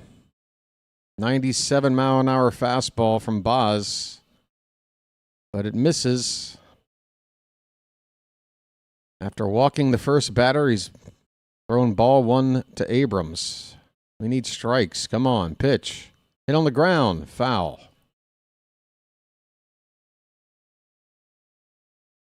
There's a look at Abrams's hot and cold zones. You want to pitch this guy low and away. That's typically the case for a lot of hitters.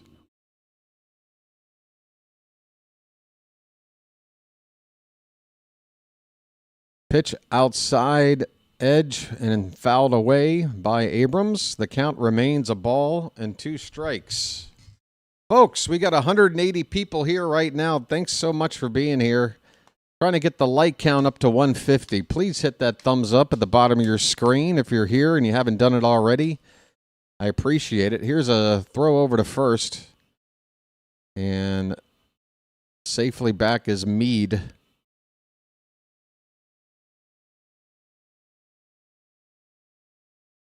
Bruh. That's my favorite comment. Bruh. Especially with all the context.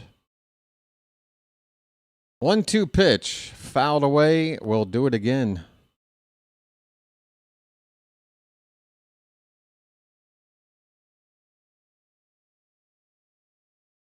Some nice purple and pink hues in this early night in downtown D.C.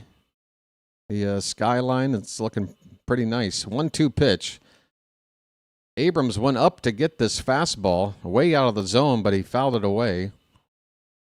And the count will continue at 1 ball, 2 strikes. Bruh.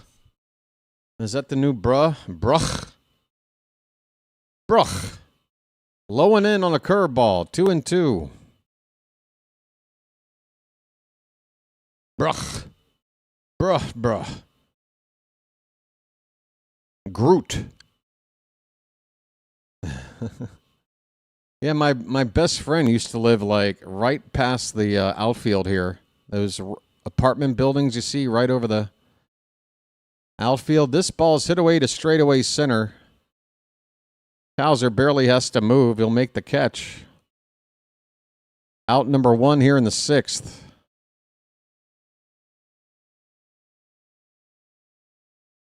I am Groot. Bruh. Bruh. Okay, dude. I hear you.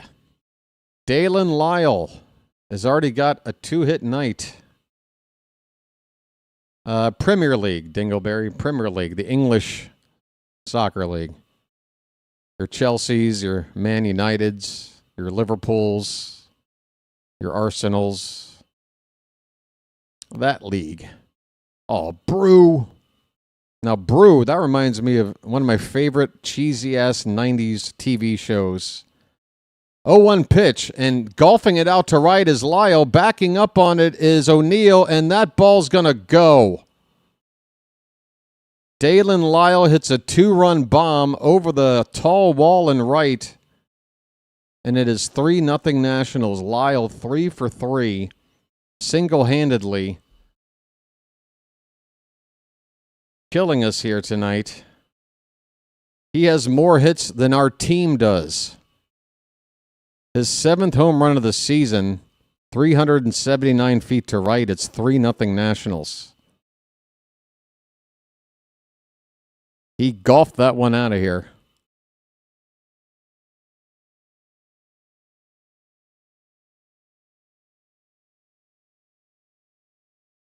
Brady House swinging a miss on a cutter. 1 out, base is empty now, but it's 3-0 Nationals in the bottom of the 6th.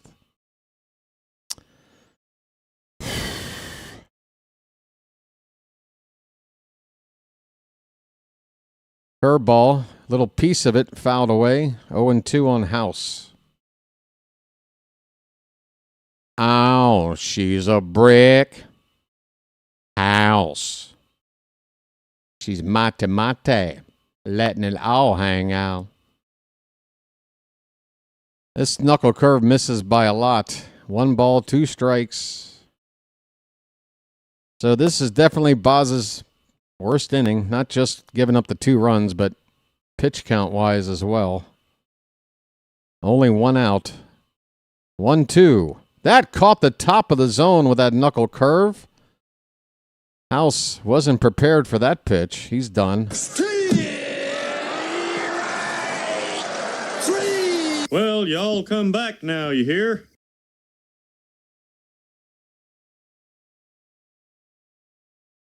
Two away for your beat, Vivas.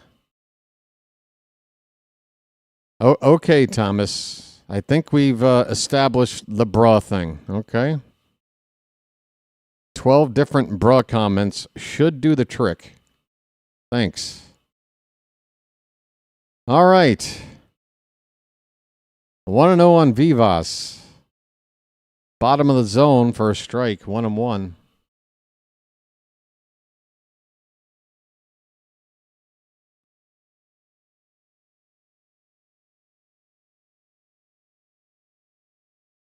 Pitch number 77 of the night coming up.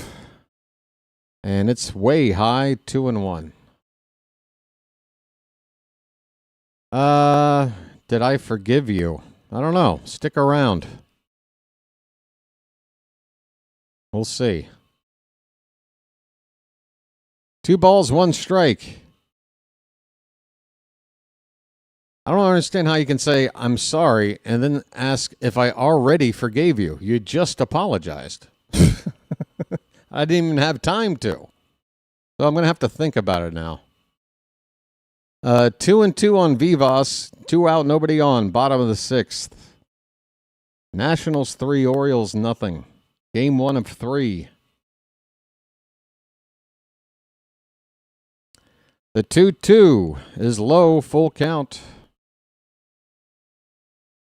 Game 2 tomorrow is an afternoon game. Not early afternoon, late afternoon. 4:05 p.m. is the first pitch. We'll be on the air at 3:45 p.m., folks. Fouled back by Vivas, still 3-2. It's going to be Chris Bassett against Cade Cavalli. Tomorrow, late afternoon. Here comes the payoff pitch.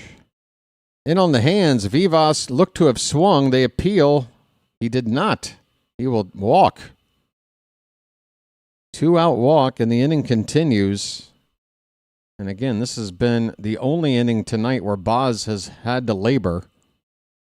And that's going to spark a visit from our pitching coach, Drew French.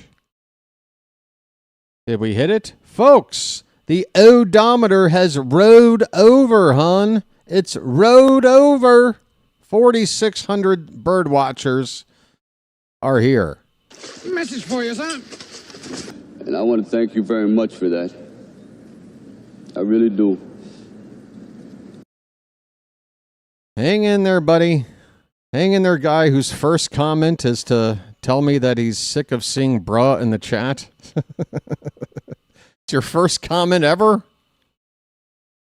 Come on, dude. It's just a word in the chat. I told the dude to chill, and so far it looks like he has. Okay? I hope you got more to contribute to the community there, Baltimore Orioles 2026. Well, come on in and say hello. Get to know us. It's not all bad, is it? Millis looks at ball 1. One on at first and 2 out in the inning. Throw over there at first. Vivas is back. There you go. That's a good point, Jordan.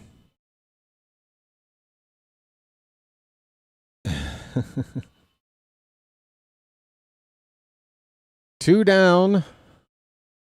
I've already said all this. Let's just see the 1-0 pitch. That one's hit out to left. Ward is right there, though. That ball hit on a line, but right where Ward was, thankfully. And that'll end the inning. 6 innings complete. And a tough one. Shane Baz has got a quality start. Technically. Wow, Chilo again. Just ready to... Give me a chance, Chilo. Yes, a quality start. Thank you. 3 runs over 6 innings here. No support from the offense. None support.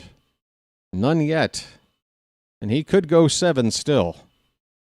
He could still go 7. Never tell the internet that something annoys you. Okay, you know what really annoys me, everybody? Super chats. They really annoy me. Okay? You know what else really annoys me? Giant breasts. Yes. A big fat joint. That annoys me. All right, so if you're telling me if I say what annoys me is only going to compel people to do it, then I'll just bring up the things that I really like. Hey, how about a bacon cheeseburger? That would really be annoying right now. Thank you. Yeah, give me one of those. All right. How about an all-expenses-paid trip to Machu Picchu? I would love that. Or I hate that. No, I'd hate that. I would hate an all-expenses-paid trip to yeah. Crab cakes. Oh, a really good crab cake. Don't even.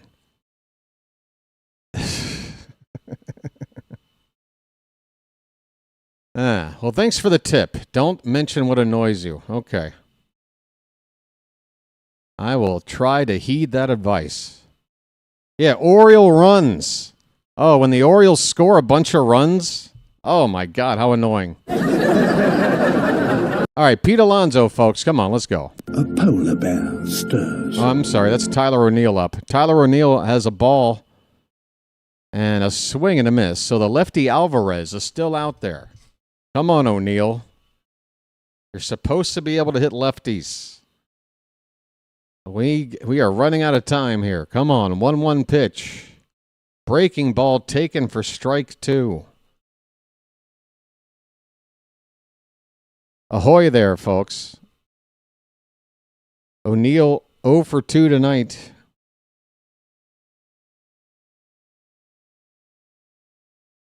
Oh, my God. That backdoor curveball was filthy from Alvarez. I can't blame O'Neill for giving up on this pitch.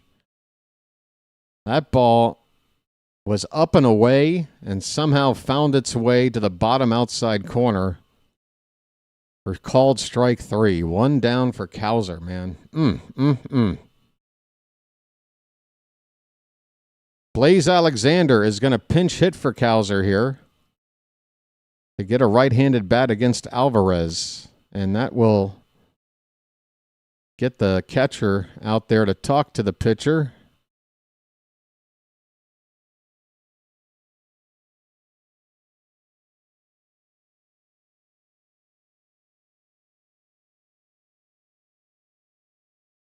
The most frustrating thing is Gunnar finally came through.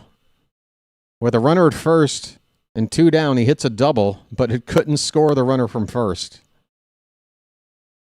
So he gets an extra base hit with a man on base, but he still can't drive him in, and he winds up not scoring. It's just so frustrating. 0-1 to Alexander. Curveball left up and away, 1-1 the count. Come on, Blaze. I do believe I'm on fire. Okay, you're tired of bras. Well, I don't know what to tell you, dude. Are you triggered simply by an individual word in the chat? I mean, I'm looking at chat right now. Here's a ground ball, and Blaze is going to be thrown out by Abrams, 6-3 on the putout.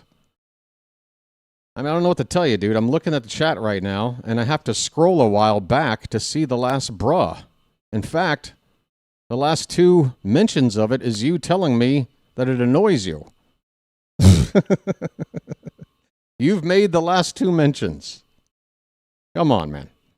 Here's a ball hit out to left by Mayo. It's going to get down for a base hit. A 2-out single for Mayo. Can we do anything with this hit? Hope so. Let's get it all on there. Holy cow, was that smoked. 116.5 off the bat from Mayo. Just over the glove of Abrams at short.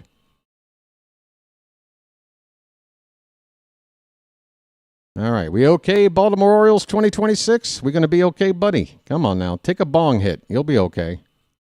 Jeremiah Jackson takes a slider low for ball 1. Jeremiah was the bullfrog.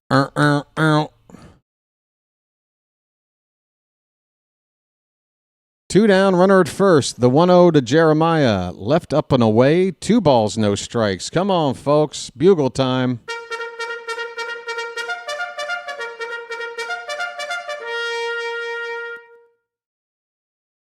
Come on, we got a hitter's count. Runner on. The pitch. Swing and a miss. A big 2-0 hack on a slider that wound up maybe an inch below the zone. 2-1 the count. I'm okay, but I'm tired of Bruz. Okay, you've made it known, dude. You telling me you're tired of Bruz has now been just as frequent as the Bruz. You've canceled it out by saying you're tired of them 4 times. I get it. But you keep bringing it up. So maybe stop bringing up the thing you're annoyed about and it'll eventually just fade away. There's some advice. 2 balls, 2 strikes, 2 out. The pitch in the dirt, full count, folks. Mayo will be off on this 3-2 pitch with 2 down. Let's go.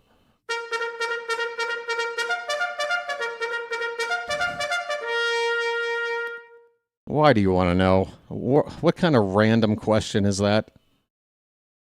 I like opaque. Opaque is my favorite color. 2 down, full count, the pitch. That one's crushed to left. Where's that ball going to go? It is off the base of the wall, hit very hard. Mayo's going to have to stop at third again. For the second time in the ball game, we get a 2-out double with Mayo at first, but can't score on it. Jeremiah crushes a double 111 feet, but it's second and third with 2 down. We still need another hit. And it's Gunner coming up. Holy cow, folks. His name's Gunner, and he's dating my mom. Come on!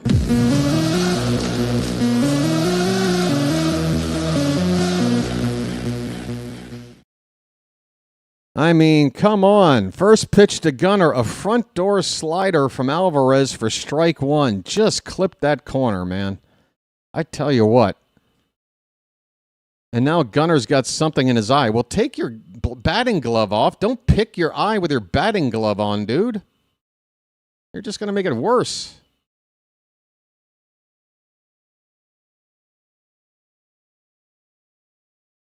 It's 0-1 on Henderson. Second and third, 2 down. Pitch from Alvarez. Swung on and missed, and that looked like a swing of a guy that can't see the ball because there's still something in his eye. 0-2 on Gunner.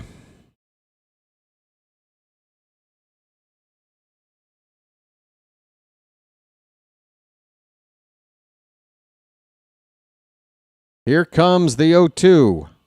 In the dirt. 1 ball, 2 strikes. Please, come on.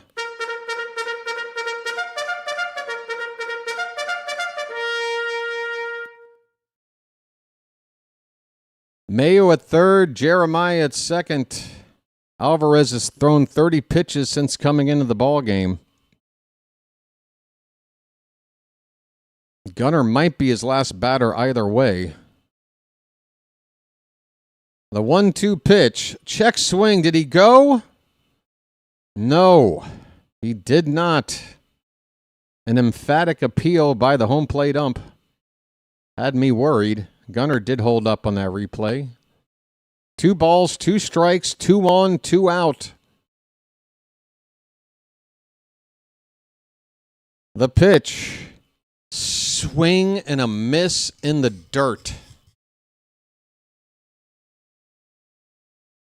Look at this. Look at this. My glasses just, look at this. I told you. Broken. Like our offense right now. Broken. Folks. That'll end the inning. That will end that inning. We have 2 innings left at the plate. Bottom of the 7th coming up, folks. It is 7th inning stretch time. We're not at home, but we're not far from home. It's only about a 45-minute drive, folks. It's time to throw some cakes on the griddle. Thank God I'm a country boy. Thank God I'm a country boy. Thank God I'm a country boy. Thank God I'm a country boy. Blaze Alexander will stay in the game for Cowser and play center field. Why? Just put Taveras out there. Stop screwing around. How about you move Blaze to third and... I don't know. I don't know what we're doing. Blaze is going to play center field. So now we have an outfield of Ward in left, Blaze in center, and O'Neill in right.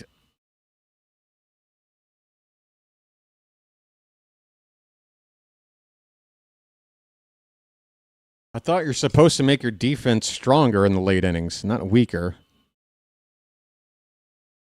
Hey, at Orioles BirdWatcher, I went go swimming at Edgewood Middle School today. Okay. Hope you had a good time. Really not sure what to respond with that, but hope that went well for you. Definitely worth mentioning my name for that. Definitely. Wouldn't have been able to call the rest of the game without that information. Crucial info.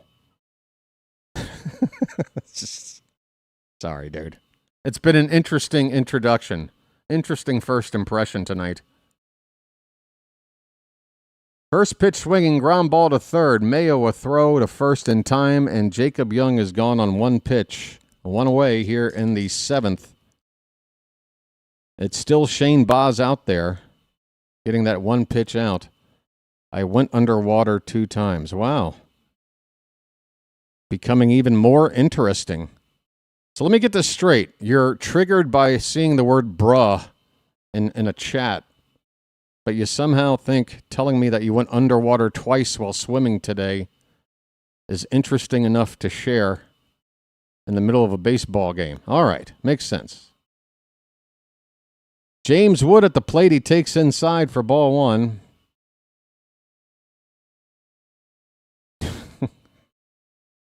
Wood is hitless so far tonight. That's inside, 2-0.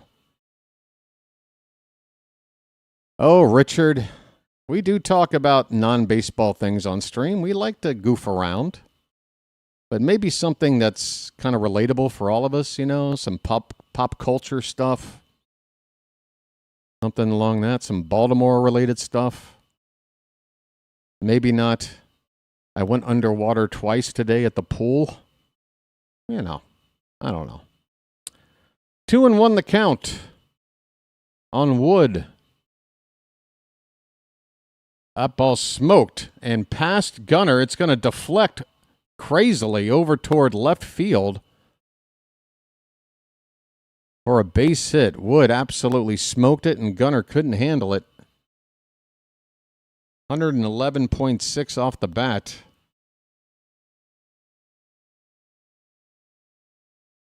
Luckily, that ball did kick right to a fielder. It could have been another base there for Wood.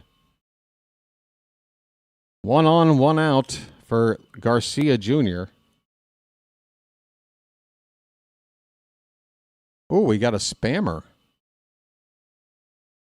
There's a strike on a knuckle curve. So, yeah, Gunner tried to backhand it. That deflection went a long way, but luckily right to Ward.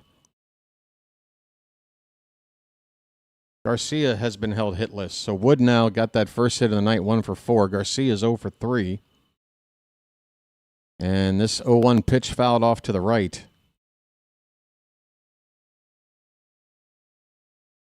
Oh, my God. We actually had a 6-7 thing going on. I thought that was done with. I thought once adults started talking about 6-7, I thought the kids had moved on. Isn't that what you're supposed to do? It's not cool anymore once the adults start doing it. I thought we were past 6-7. 0-2 pitch, fouled away. We'll do it again.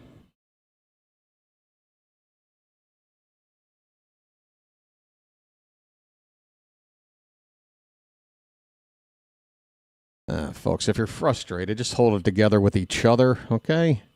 Come on. Garcia Jr.'s 0-2 pitch is fouled away.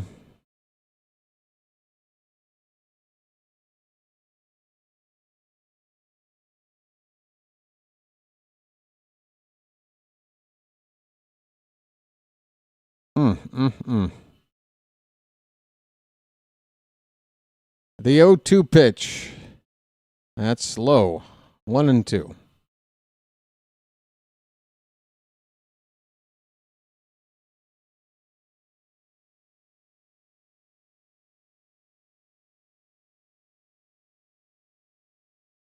I can't see.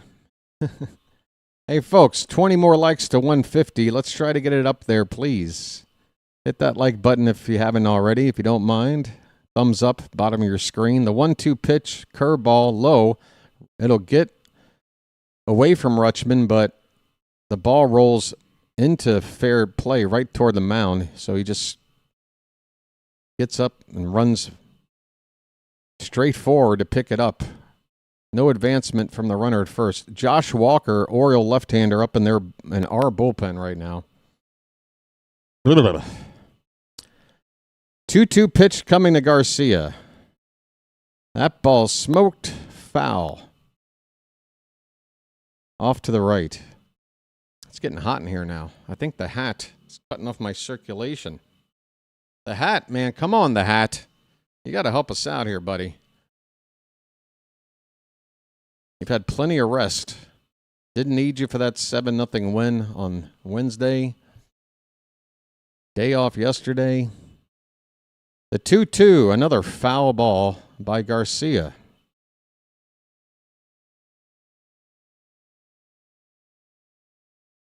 Baz is now up to 96 pitches. He might not be able to complete 7. But one pitch could get an inning-ending double play ball, so we're hoping for that. Up and away, ball 3, a changeup. Full count on Garcia.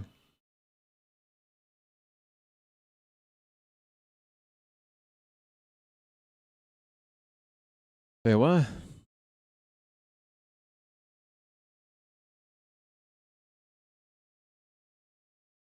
Another foul ball. Man, Garcia is ending Baz's day single-handedly with this at-bat.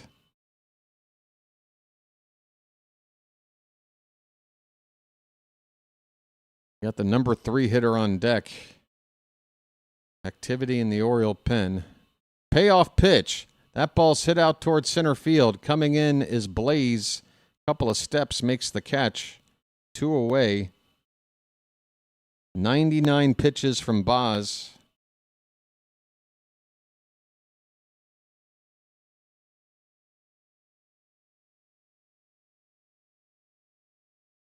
There, I've reassembled my broken glasses. Curtis Mead. Baz is going to face one more guy. Try to get through 7. Pitch number 100. Fouled back.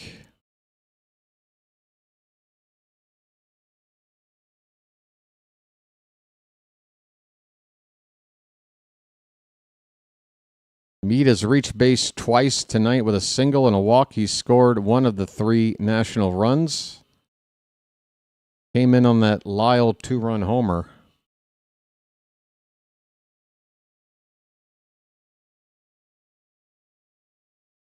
The 0-1, way up and away. 1 ball, 1 strike.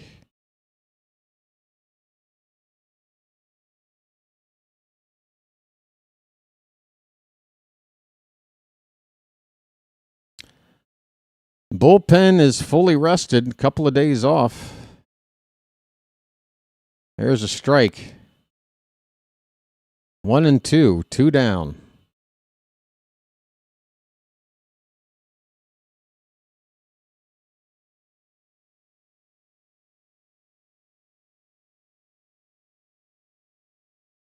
Pitch foul back. We will do it again. 103 on the pitch count. We're getting into fever territory. Like high fever.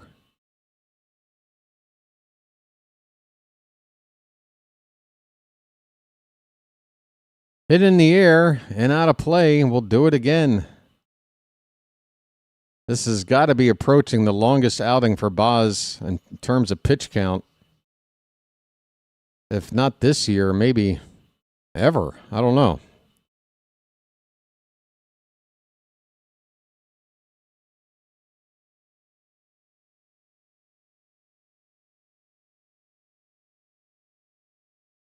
Another 1-2 to Mead.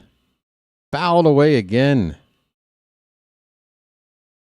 Man, oh man.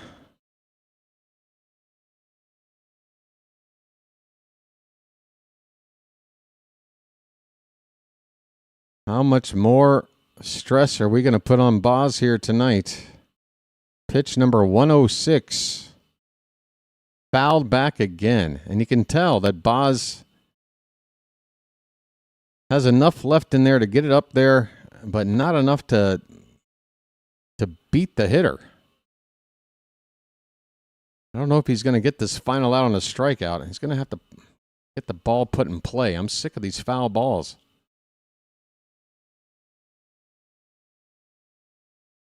One ball, two strikes again. Pitch, not even close, 2-2. Oh my. Mega Hunter. Very effective, bro. Your message last 2 seconds.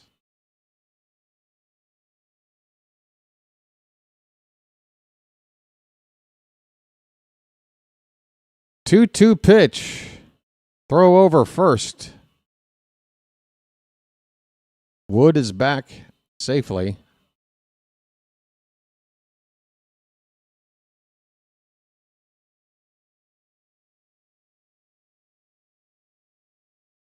Two. Popped up. Center field. Blaze doesn't have to move much again and will make the catch. Well, I mean, if those are going to be the balls hit Blaze's way in center, then I'm okay with him out there. Couple of easy catches for him in the inning. The inning is over. Shane Baz, 7 innings complete, and he really gave it his all here tonight. I mean, they really pushed him and got an extra inning out of him before going to the bullpen. Certainly his night is over now. 7 innings, 108 pitches, 6 hits, 3 walks, 3 earned runs, 4 strikeouts. And that is a career high in pitches, says Phantom, at 108. I figured it was, if it wasn't the most ever, it had to be close. All right, folks, we got 2 more trips to the plate starting, well, where are we? Why does it say top of the 8th? This is wrong.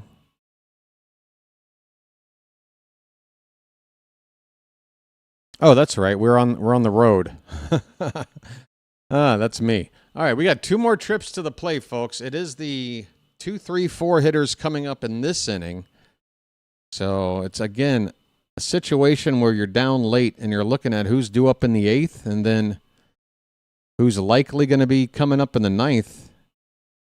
You got to think this is the inning the Orioles have got to get back in this thing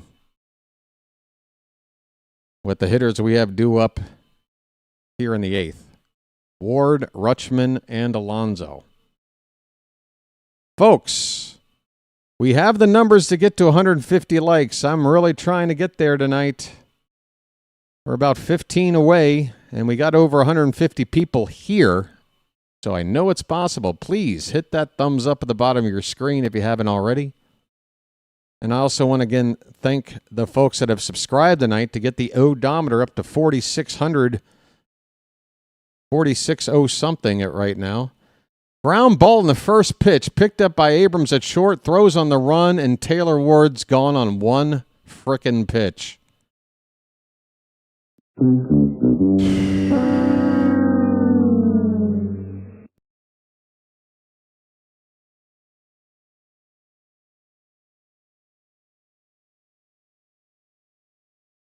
Adley Rutschman up, 1 out, nobody on. 5 outs left to play with. Rutsch is 0 for 3. Takes low for ball 1. Let the clutch out gently, okay?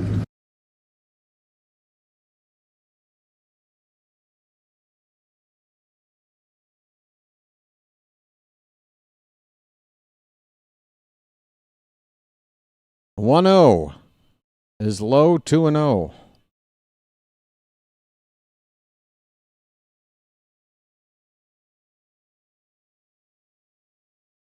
Can we please not follow up our best win of the season with one of the ugliest losses in terms of offense? Please?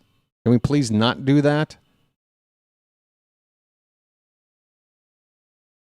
2-0 on Adley.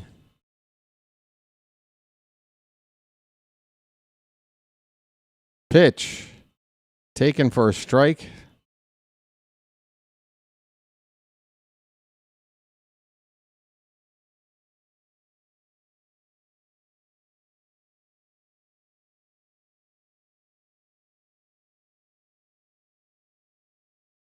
This pitch is just a bit somewhere. It's ball 3. Rutschman has a hitter's count. But we just need him to get on base. Alonso on deck. Pitch. On the outside edge, and that is borderline. Might have been ball 4. Instead, it's 3-2. Would have been ball 4 had we challenged. Adley, though, had already challenged from behind the plate tonight and got it wrong. Might have felt a little hesitant to try one here as a hitter. 3-2 pitch, swung on and missed. Good grief.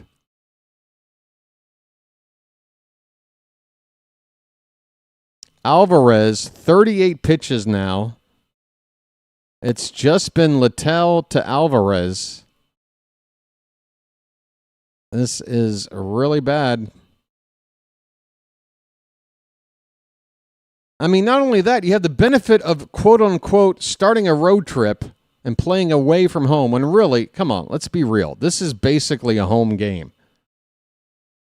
It is a 45-minute drive, and you know half the people here are rooting for you. So come on. Swing and a miss by Alonso on a curveball. It's 0-2. 2 down, nobody on, and this 8th inning is showing me nothing in terms of fighting back. Really frustrating.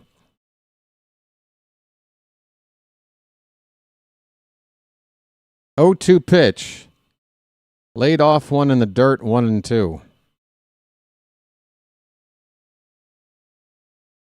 Again, I can't stop thinking about how so many players on this team were talking about how they really needed that day off. Well, you got it. And now look. 1-2, swung on and missed. Inning over.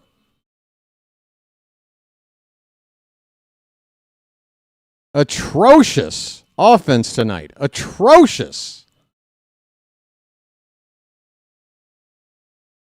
Not so much because we're, without a run on 4 hits. I've seen worse lines than that from this team this year, but that was against a much better pitcher or group of pitchers than the ones we're seeing here tonight. That's what makes it so ridiculous. We're facing a team that we got to be able to score on, man.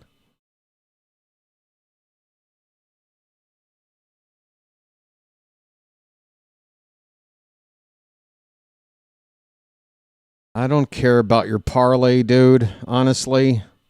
I'm sitting here worried about the team, real things. You have no audio.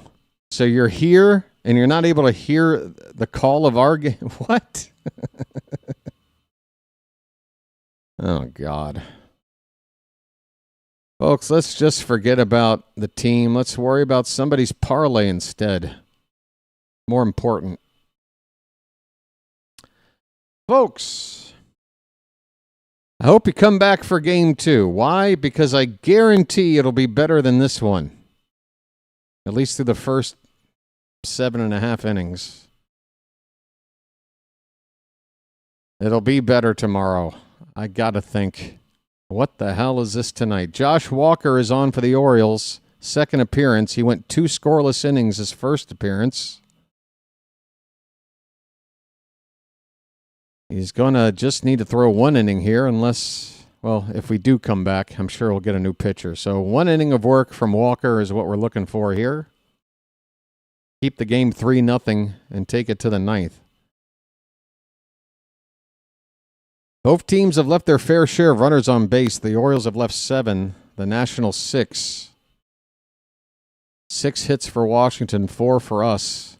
It's C.J. Abrams leading off, and a first pitch fastball, a sinker, is in there for a strike.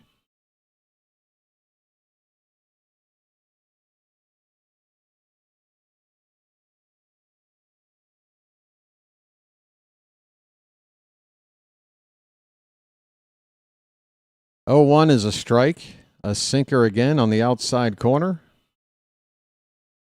0-2 on C.J. Abrams. He'll be followed by Dalen Lyle and Brady House.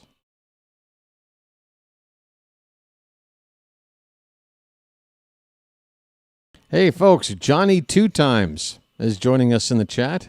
He got that name on account that he says everything twice. I got to go get the papers. Get the papers. 1-2 pitch to Abrams. Swing and a miss. Walker with a slider and a beauty. Sit down, CJ.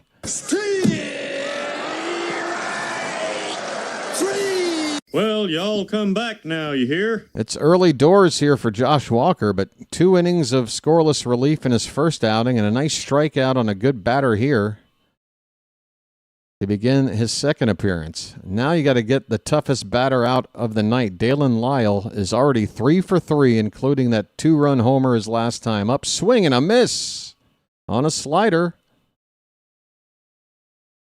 Good stuff here from Josh Walker. Just 5 pitches in. Keep up the good work, buddy. Walker appears to be having difficulty finding a comfortable position there on the mound. Here he goes on the 0-1, way outside.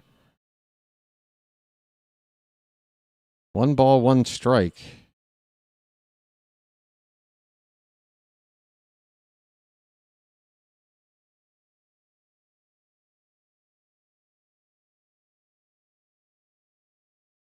One hit on the ground, right to Alonso. He'll call off Walker and take it to first, unassisted, for the second out here in the bottom of the 8th.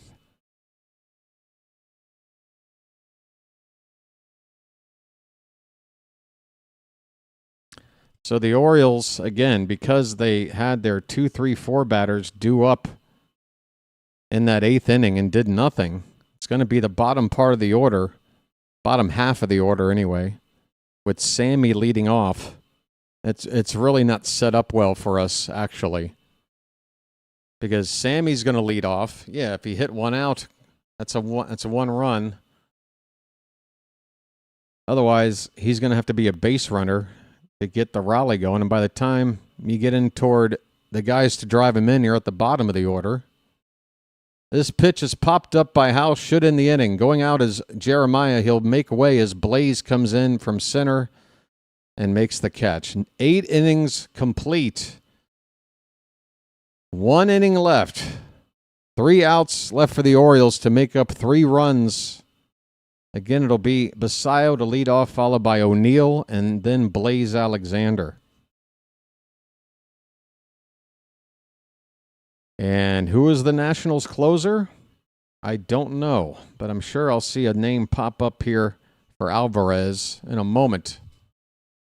Yeah, maybe Sammy can bunt his way on to get the rally started. Right, folks?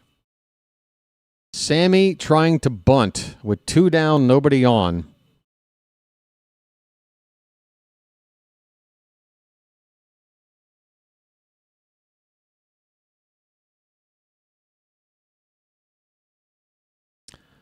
The 3, 4, 5, 6, and 7 hitters in the lineup tonight have gone a combined 0 for 15.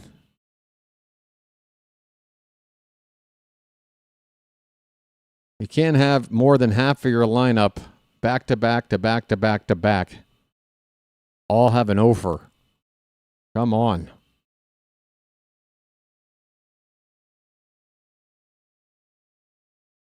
Nats have the most blown saves this year. Okay, that's something. That'll give me a little bit of hope. Hey, folks, we're 10 people away from 150 likes. Just 10 more. We're so close. I don't mean to be greedy, but it's a nice number to get to, and I think we can do it. For those who are here, who have yet to hit that thumbs up, I think he can help us get to 150. Alvarez is going to stay in and try to finish this game and get not only a conventional up by 3 save, but also a 3-inning save, which would be a 4-inning save. Basayo, first pitch swinging. That's a base hit into right center field. Sammy is on with a leadoff single, not trying to bunt. Let's go.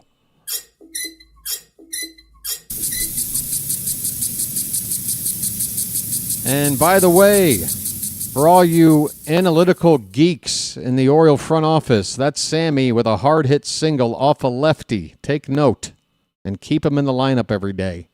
Here's Tyler O'Neill, 0 for 3. Low and in for ball 1. Folks, are we saving it for our final last breath? Ahoy there! Anybody home? Come on. We need one more base runner. O'Neill has had some good long at-bats in recent games. We really need to get you on base, buddy. Good eye, take it low, 2-0. And after that second pitch, Millis sprinting out to talk to Alvarez. Now, I don't know much about Alvarez, but I find it interesting that they did leave him out here in what was a save situation for a 4th inning of work. And right now, that decision by Washington might benefit us. Basayo with a leadoff hit. O'Neill with a 2-0 count. Mound meeting is over for the Nationals. Come on, folks.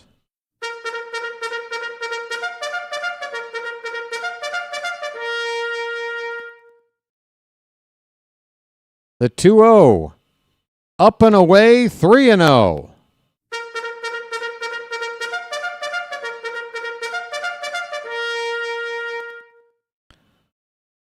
Folks, we need one more base runner. O'Neill has been drawing some walks lately, and he just did it here. Ball 4. Folks, the tying runs, well, the 2 runs we need are on, and they'll get the tying run to the plate. I'm walking here.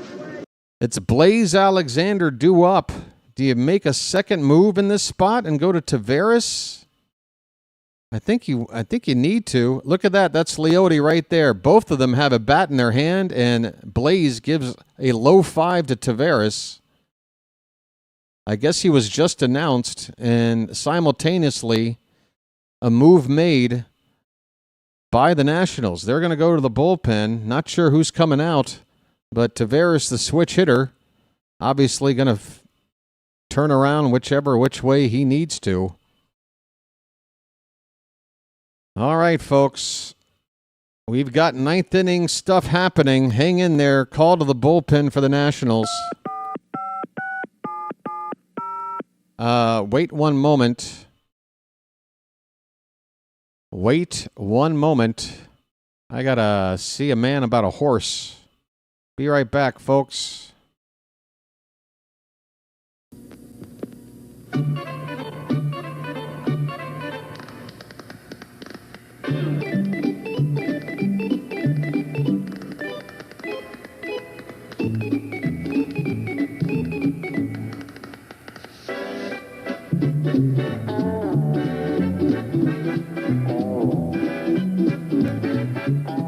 He met a strange friend in the Chesapeake Bay when Oh, wow. Here he comes. Let me show you what I mean now. By the first thing you do is get right up in their face, you point the finger. Then if you can't get close enough, you turn the hand around and kick some dirt. And then if he's missed a strike, you get over here and you put dirt all over the thing. You throw the hat down, you pick it up, you throw it, and you're so bad, you throw him out of the game. You're out of here.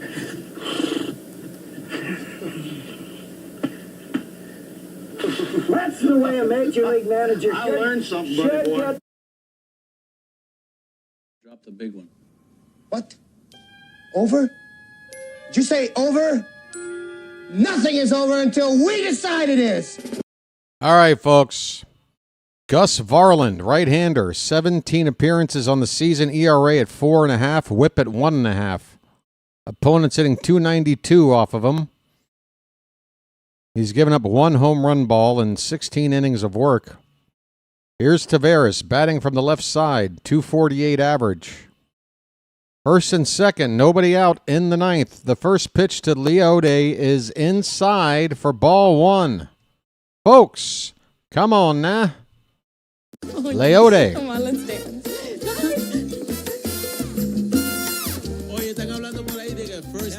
Keep that line moving, buddy.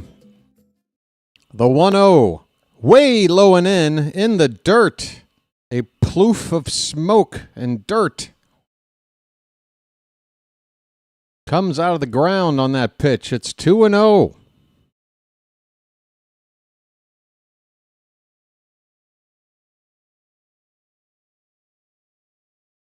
There's been a change defensively for the Nationals. That's ball 3. It's high. 3-0 to Taveras. Come on, people.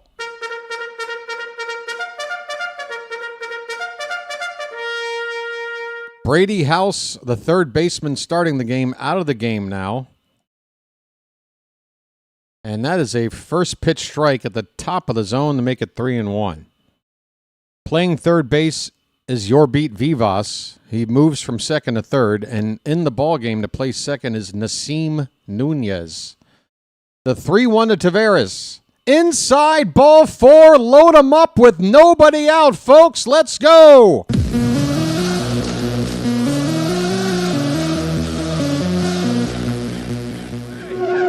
I'm walking here.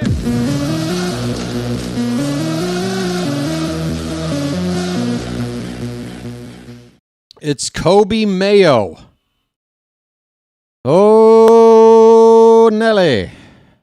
Bases loaded, nobody out. First pitch is taken for a strike, a slider, and that one hung up there. But Mayo did not offer at it. 0-1. 0-1. Come on, Charm City. We need a big hit. 0-1. That's a called strike, too. Mayo taking 2 straight strikes. Don't you dare now go out of the zone to chase. 0-2. Pitch. God damn it!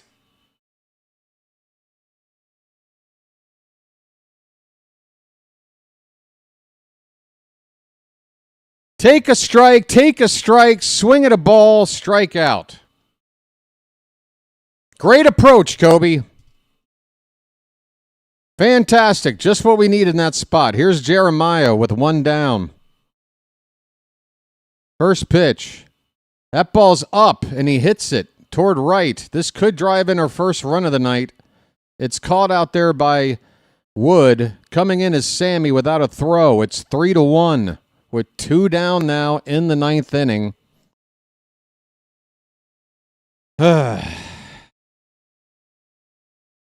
That brings up Gunnar Henderson. Oh, my God. Here we go. Gunnar, for God's sakes, please. So many chances for the big hit lately. I know you got a double tonight, but we need a hit that drives in the runs. And they're going to bring in a lefty to face him. Varland is done. The Nationals are going to their 3rd pitcher of the inning just to face Gunnar. And Gunnar, you can tell, is out there to look at whoever this pitcher is and what his tendencies are. But Gunnar, you got to use whatever information you're getting right now, and yeah, have that in the back of your mind, but don't make every swing based off of that info. Just be the hitter that you are, know what he throws, react. You're a good hitter, dude. Stop letting these analytics get into your damn head. And don't try to hit a home run here. If you get a hold of one and it goes out of the yard, great. But you can tie up the ball game with a gap shot. You can hit a line drive. It's okay. You don't have to get that launch angle that you're constantly looking for. We need just a solid swing out of you.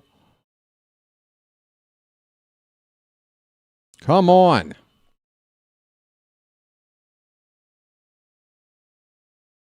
Wow, the odometer rode over again, hon. 4610. Thank you so much, guys. And we're 2 likes away. Did we get we must have gotten did somebody raid? We've got well over 200 people here right now. It looks like about 60 people showed up out of nowhere. Welcome in everybody here right now. Folks, we are in the bottom of the ninth. I'm sorry, top of the ninth. I keep thinking we're at home, even though it's like 35 miles away from home. Here we go. If you're here to see Gunnar Henderson with 2 on and 2 out in the ninth, and it's Dick Lovelady, I don't believe it. Gunnar versus Dick Lovelady. Here we go. Gunnar 1 for 4. Lefty on lefty. First and second, 2 down. First pitch just hits the bottom of the zone. We have 1 challenge left. I think that did get the zone, but don't waste that challenge. If you feel like it's close, go ahead and use it. 0-1 on Gunnar. The pitch. Hit hard. That is through a base hit into center field. This game will continue. 1 run is in. It's 3-2. First and third with 2 out in the ninth. Gunnar with his second hit of the night. He does keep the line moving. Adley coming up. Can we come back here from down 3 in the ninth? Folks.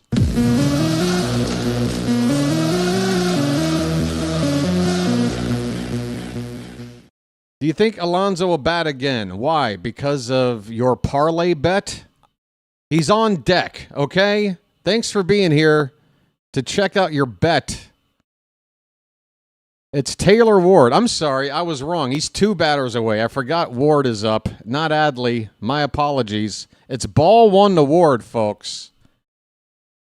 Forgive me for saying Adley. I keep forgetting that in my mind, Ward should be hitting leadoff. I'm thinking it goes from Gunnar to Adley. I'm sorry. 1-0 to Ward. Here's the pitch. Outside 2-0. Come on. Taylor? Come on.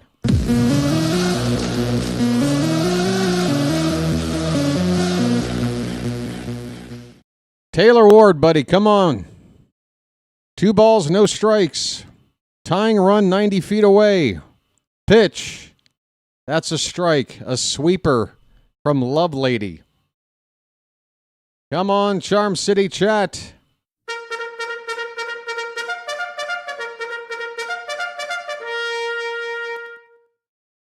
And a guy that won't stop bringing up Pearl Jam in the middle of the biggest moment of the ball game. Okay. Outside, 3-1, folks.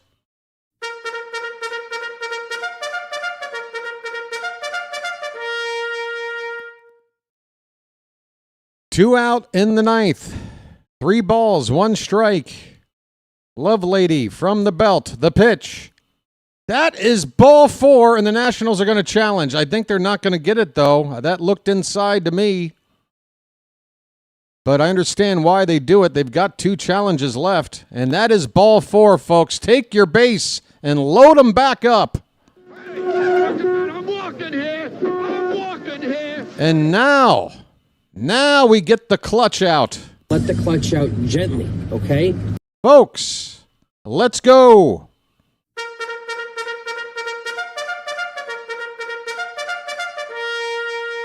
Rutschman is due 0 for 4 tonight. Taveras at third, Gunnar at second, Ward at first. The pitch, low and away for ball 1. A walk would tie the game.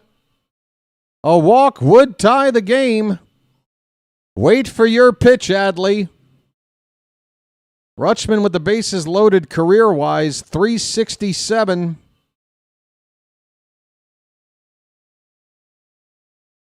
One and 0. The pitch.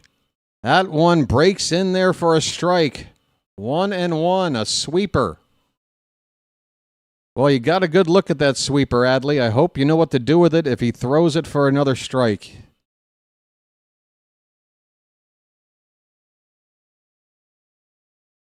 The 1-1. He takes another one on the corner. He can't take it again if it's a strike, Adley. It's 1-2. The Orioles are down to their final strike with the bases loaded, down 1. So close. Come on, Adley. Let that clutch out. All fans on their feet for both teams. The 1-2 pitch. Oh, he tried to lay off. He went around in the worst way possible to end the ball game. Rutschman can't even get off a real swing. It's another sweeper on the outside corner. He strikes out on a feeble check swing to end the ball game with the bases loaded.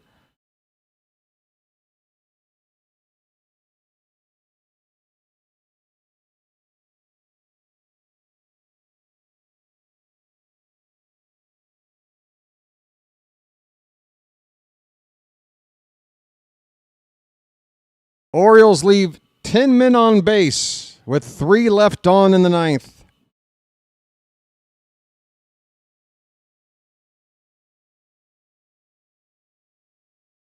Final score, Nationals 3, Orioles 2. Baltimore dropped back to 5 games below 500 at 20-25.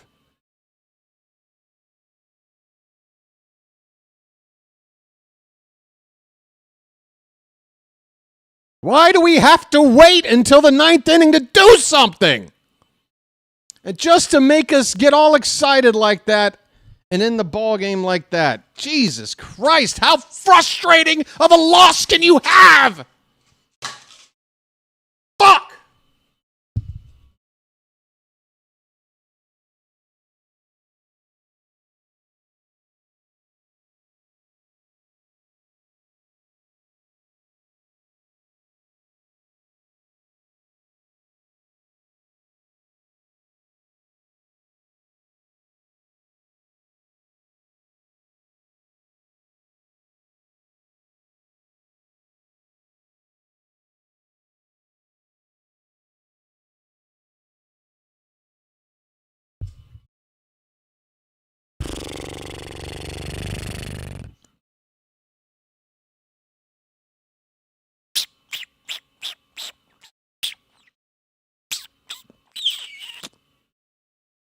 Well, that off day really helped.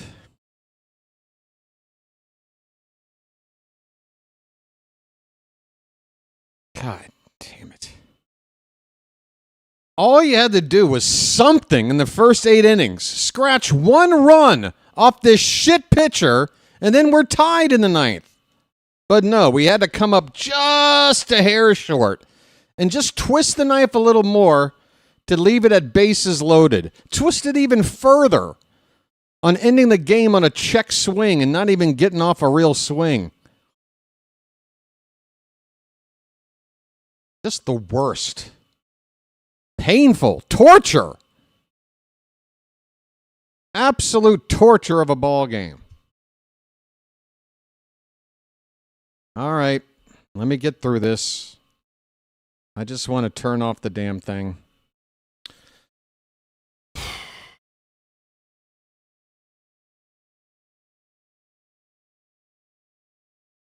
Zack Littell gets the win. Apparently that's his first win of the season. Great. Baz gets the loss. Lovelady gets the save. That's his first. Dick Lovelady closes the door on us.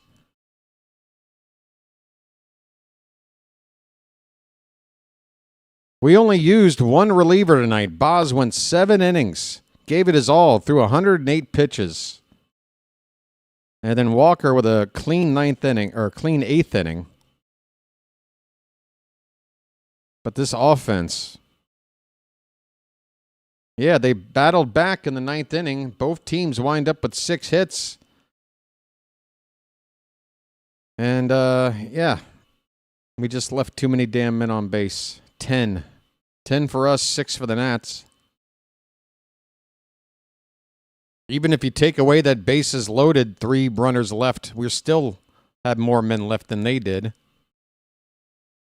Time of the ball game, 2 hours and 33 minutes. Attendance was really nice here for the Nationals. Nearly 39,000, 38.9 at Nationals Park. The Orioles are now in a virtual tie with the Blue Jays. Toronto currently tied in their ball game in the bottom of the 9th at Detroit, with Detroit at the plate, 2 down, runner at first. Tampa looks to beat Miami. Miami batting in the top of the 9th with 1 out, nobody on, down 5. 7-2 Rays there. Yankees are shutting out the Mets. That's going into the 7th inning stretch. And Boston with a 2-2 tie right now in the 8th inning against the Braves. So every other team in our division either has a lead or is tied in their ball game right now tonight. There's a chance everybody else in this division wins on the night that we lose.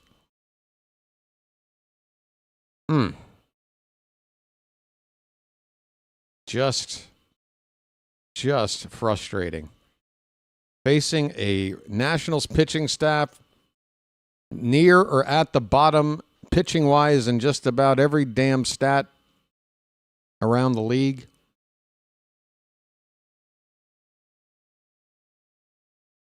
Oh, boy. Okay. That's all I got to say about this one, folks. I don't want to go off on some long rant. I'm just pissed off. I'm pissed. Really frustrating. I don't want to hang around anymore. I hope you guys understand. Second game is tomorrow. I'm going to be here. And Chris Bassett is going to be on the mound. Once again, this game will be at a 4:05 first pitch. We'll be on the air at 3:45.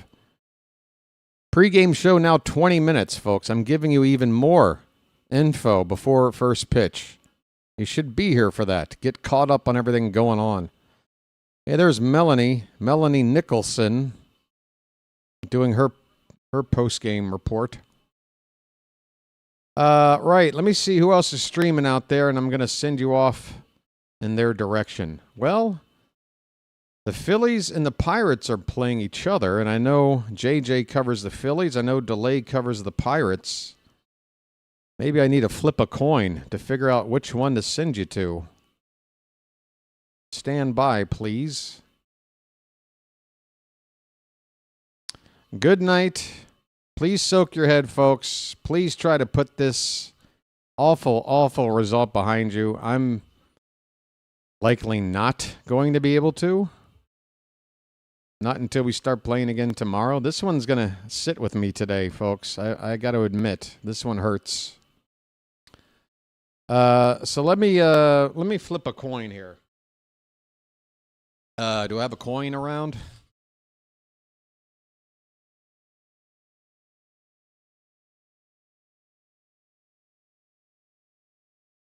All right. Heads JJ, tails DeLay. Ah, shit. That's a tail. That's a DeLay.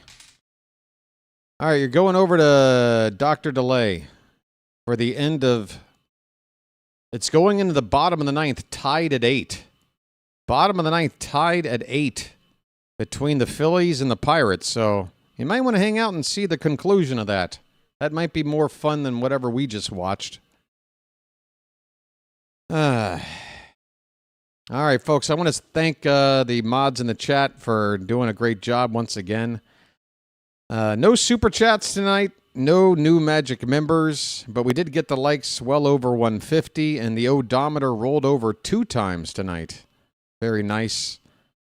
Thanks for all that support, and let's try to keep it going here tomorrow. Folks, this is my last week being 48 years old. I'd like to go out in style before I turn 49. And I've realized here with my 49th birthday around the corner that at least mentally when you turn 49, you're basically turning 50 because, come on, folks, you turn 49, you're basically 50. I might as well be 50. I'm getting old. Some might say I'm getting too old for this shit. But I'll be 49 tomorrow. Or no, I'll be 48 still tomorrow. So it's still the 48-year-old me for now. Okay? All right. That's going to do it, folks. Sending off now to Dr. Delay. Tell him I said hello. Give him a like. Subscribe, maybe, if you'd like as well. I don't want to pressure you, but it's a good channel. Sub it up. All right. That's going to do it till tomorrow, late afternoon, 3:45 p.m. Be back, folks. Until then, this has been the BirdWatcher, and I will chirp at you later. Orioles drop a very frustrating game here tonight.